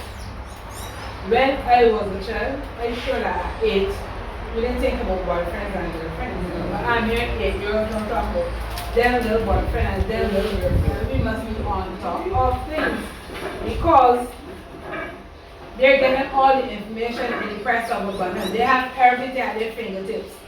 And whether you tell them or not, they're going to get it. When they come to you, you must have the knowledge that you could, as a caring mother, as a caring parent, you must be able to have the answers ready. You don't want them to go elsewhere and get the answers, because elsewhere to get the answers, it's not working out. The answers will come at a cost that you're not prepared for. So these are some of the things that I want, little tips I want to start you off on. Any questions before we continue? Is half no gone yet? Not yet. So you're on track. Any questions? So if there are no questions, I have questions for you. I say names. How many children do you have, Trisha? How old are they? 22, 18, 15. 22, 18, 15. Anything that I would have said made sense to you, or when you cast your mind back, you could think, well, I went through that, or I did this in my church. Anything made sense, or anything challenge you? That's What challenge you? spending more time with them. I was used to spend time with them, but I mean, like, getting to sit down with them more and study with them. So you have 22, 18. 18. So the 15-year-old, she's a teenager, or he's a teenager, so he or she could probably fend But he's himself. good special. He has challenges. Where he goes to school? Okay, how is he getting on? He's much better than where he was at. His school doing a lot more. Where he was going to primary school? He was in St. Mark Commons. Okay. So is he able to speak to you and give you a proper sentence or a structured Yeah, he sentence? started the farmers. When he was at first school, he could write EVM and when he started to learn to write EVM, he was like 13 and learning different things. So this child who has the challenges, you will need to spend a bit more time, even though he's raising his name. You'll be able to give him some guidance, so you are not in a position to do it for yourself. He don't live with me. He lives with his father. So is he getting that assistance then? Kind of. So I like school, try to go from the campus, and what he would do and do stuff for them. So then you're for your next two, how many children you have? Yeah, how old they are? So let us deal with it.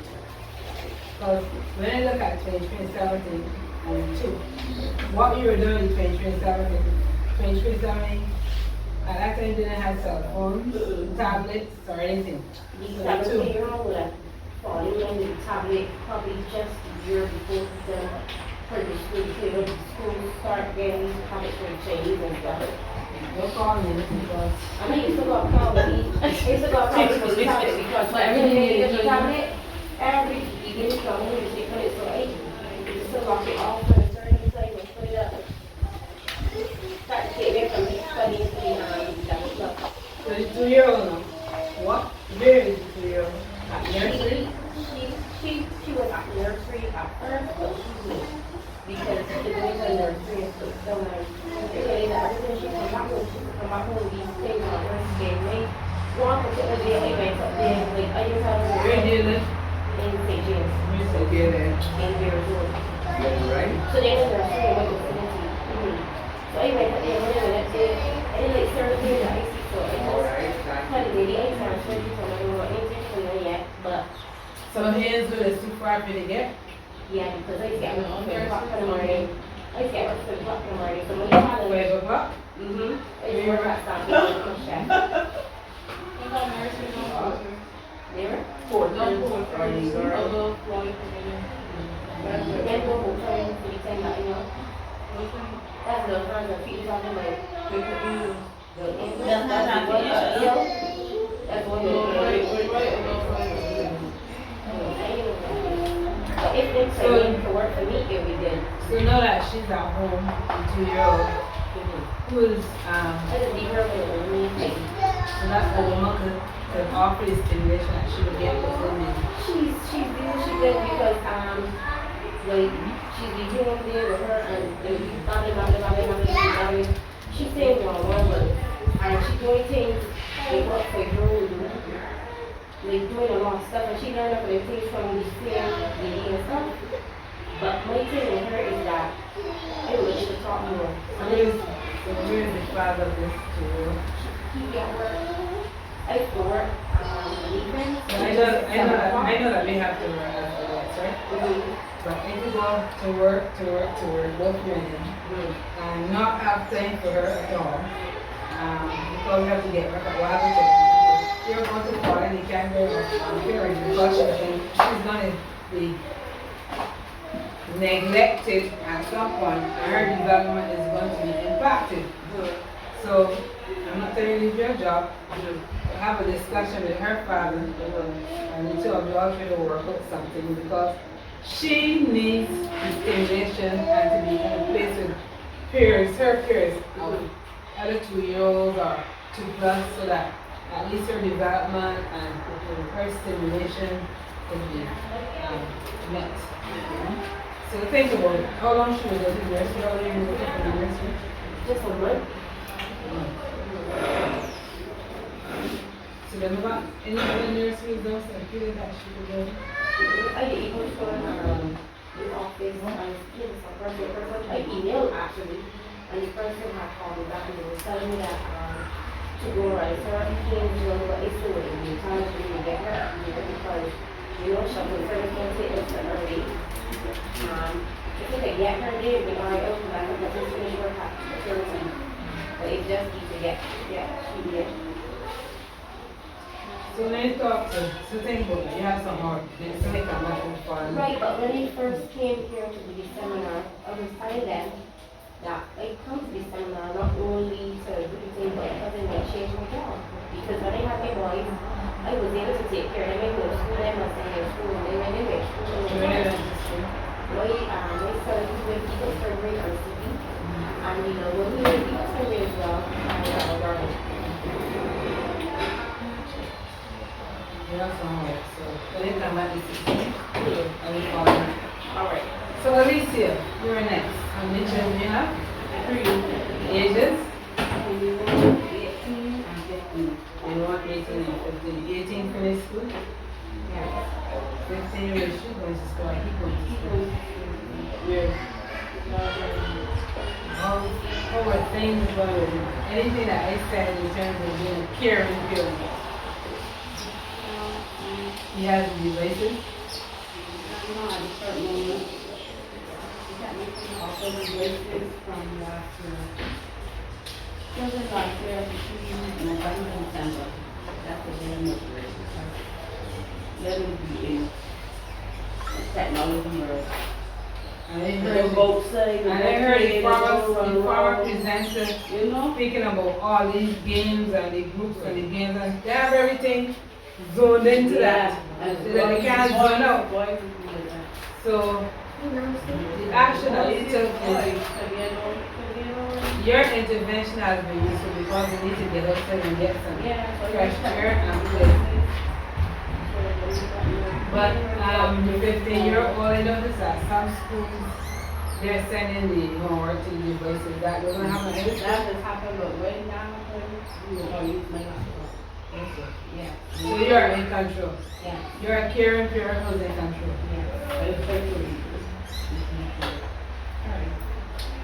And I want to come to this young lady. I just seen the tag on. What's her name? Reese. How many children you have, Reese? 3. How old are you? 16, 9, and 16. 16, 9, and 16. So tell me what you know you're first. Where is he? Not as in school, in terms of development. The caring relationship, that's what I have. He's doing okay. Pardon? He's doing okay. Where you go to school? They almost home. And in terms of the device? He don't really on a device as before. And if he's watching something, he will ask me to watch with him. He will wait till I get home, and then he will ask me to watch. And the 6 month old? He says, Mom, where is the 6 month? Is it a boy or girl? No, she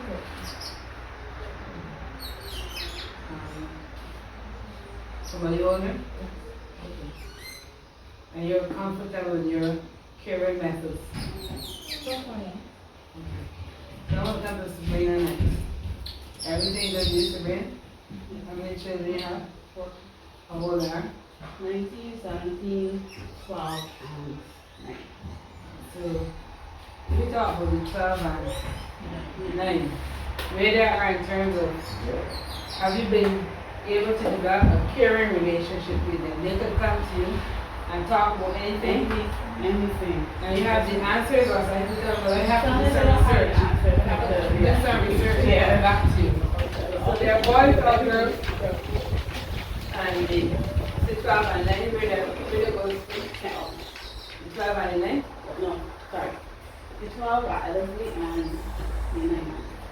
So have you bonded with them in such a way that they could come and You're talking to anything, you're comfortable talking to them. Everything. Somebody's shocking you. Yeah. Me, they Like, talk hey, like, going to to school and hey, like, this one internet. I want to technology and use the technology. We 12-year-old community uses it for school. And she likes to work. So she's a very graphic artist. So she has used that to help herself for the moment for art. Okay, so you are on top of things, and they're comfortable with the relationship. So you're a caring woman, and the father's involved. That's a stop for that. Second, Alicia. I have 4, 14, 12, 8, and 2. So 14, 12, 8, and 2. You have the right combination. You're also expected to be cared for with money. Where's the father? He's a villain. The only person that is involved with the 2-year-old, her father is involved because we are still together. So that's clear. So let me deal with it, 14 and 12. They can come to you and ask anything and you can sit down and talk to them. Or My you- son, yes, because he goes at Finlanders, so he into mechanics. So he into drawing and stuff, so he could come to me and talk to And me. the 12-year-old? Well, she not going into Frederick Smith, so she won't be a chef when she grow up. And then you said? The 8-year-old, he has like, what you call, he goes to St. Albans, but he has trouble like focusing. So he has ADHD? Yeah, so he. So you have had him with sex? Not right now, So but. how come you can answer yes, they have ADHD? Because when I Google, I'd be on. Not self-diagnosed. But I'm not self-diagnosing, but they're saying at school that he might have dyslexia or stuff like that. But to me, You said he's old? 8. Is he writing numbers and figures on letters upside He's down? right. He's not really writing letter thing, but he has he shut down. Since his dad left, he shut down a lot. Like When you say left from Barbados? left from Barbados. When he was so when like.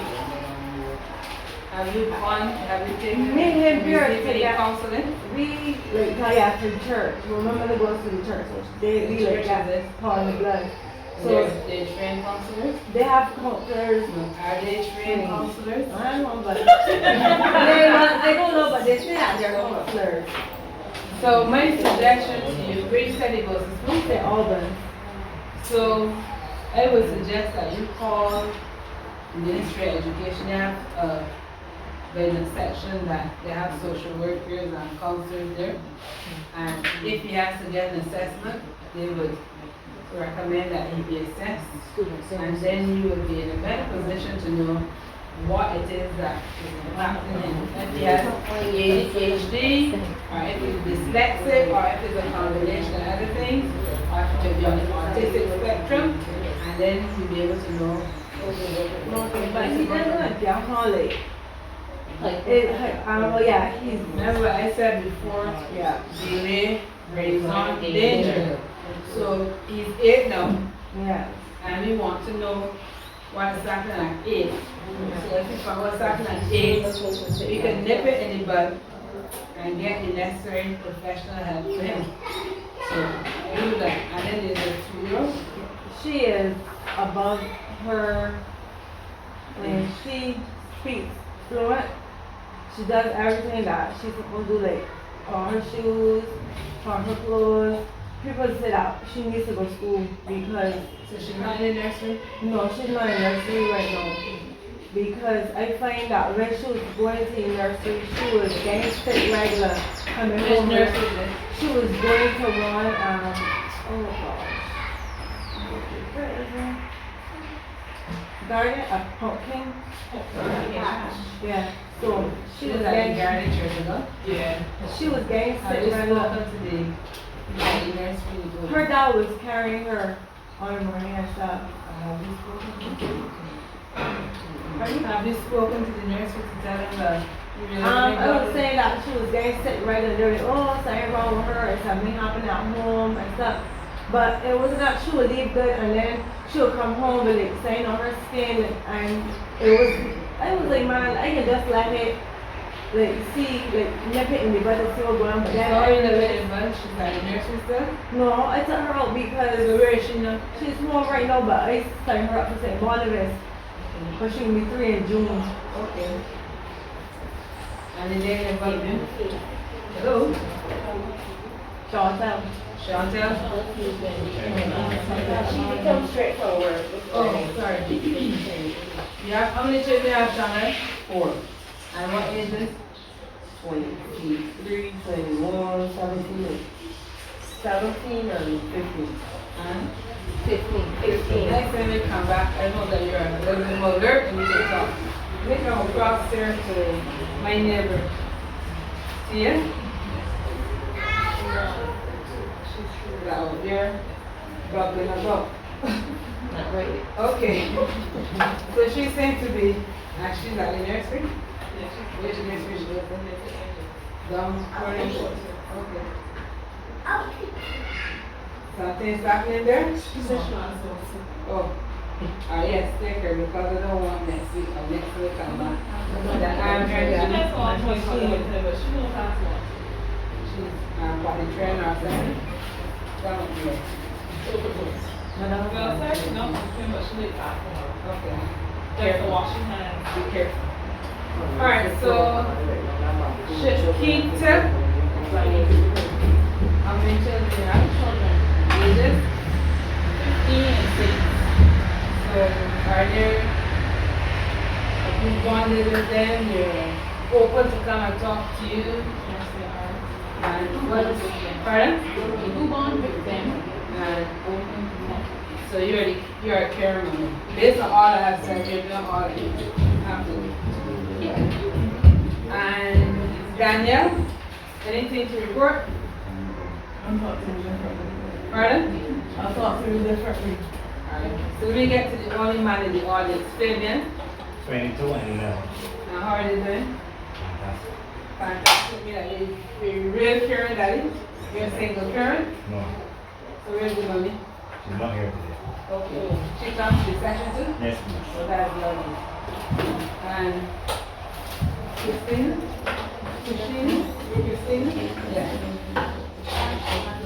1, 10. How are you doing? Great. So you're the caring mom that you should be. Not hiding anything somewhere, not to have spent too much time on the tablet or cell phone. You know, watch notifications. So you have a schedule. And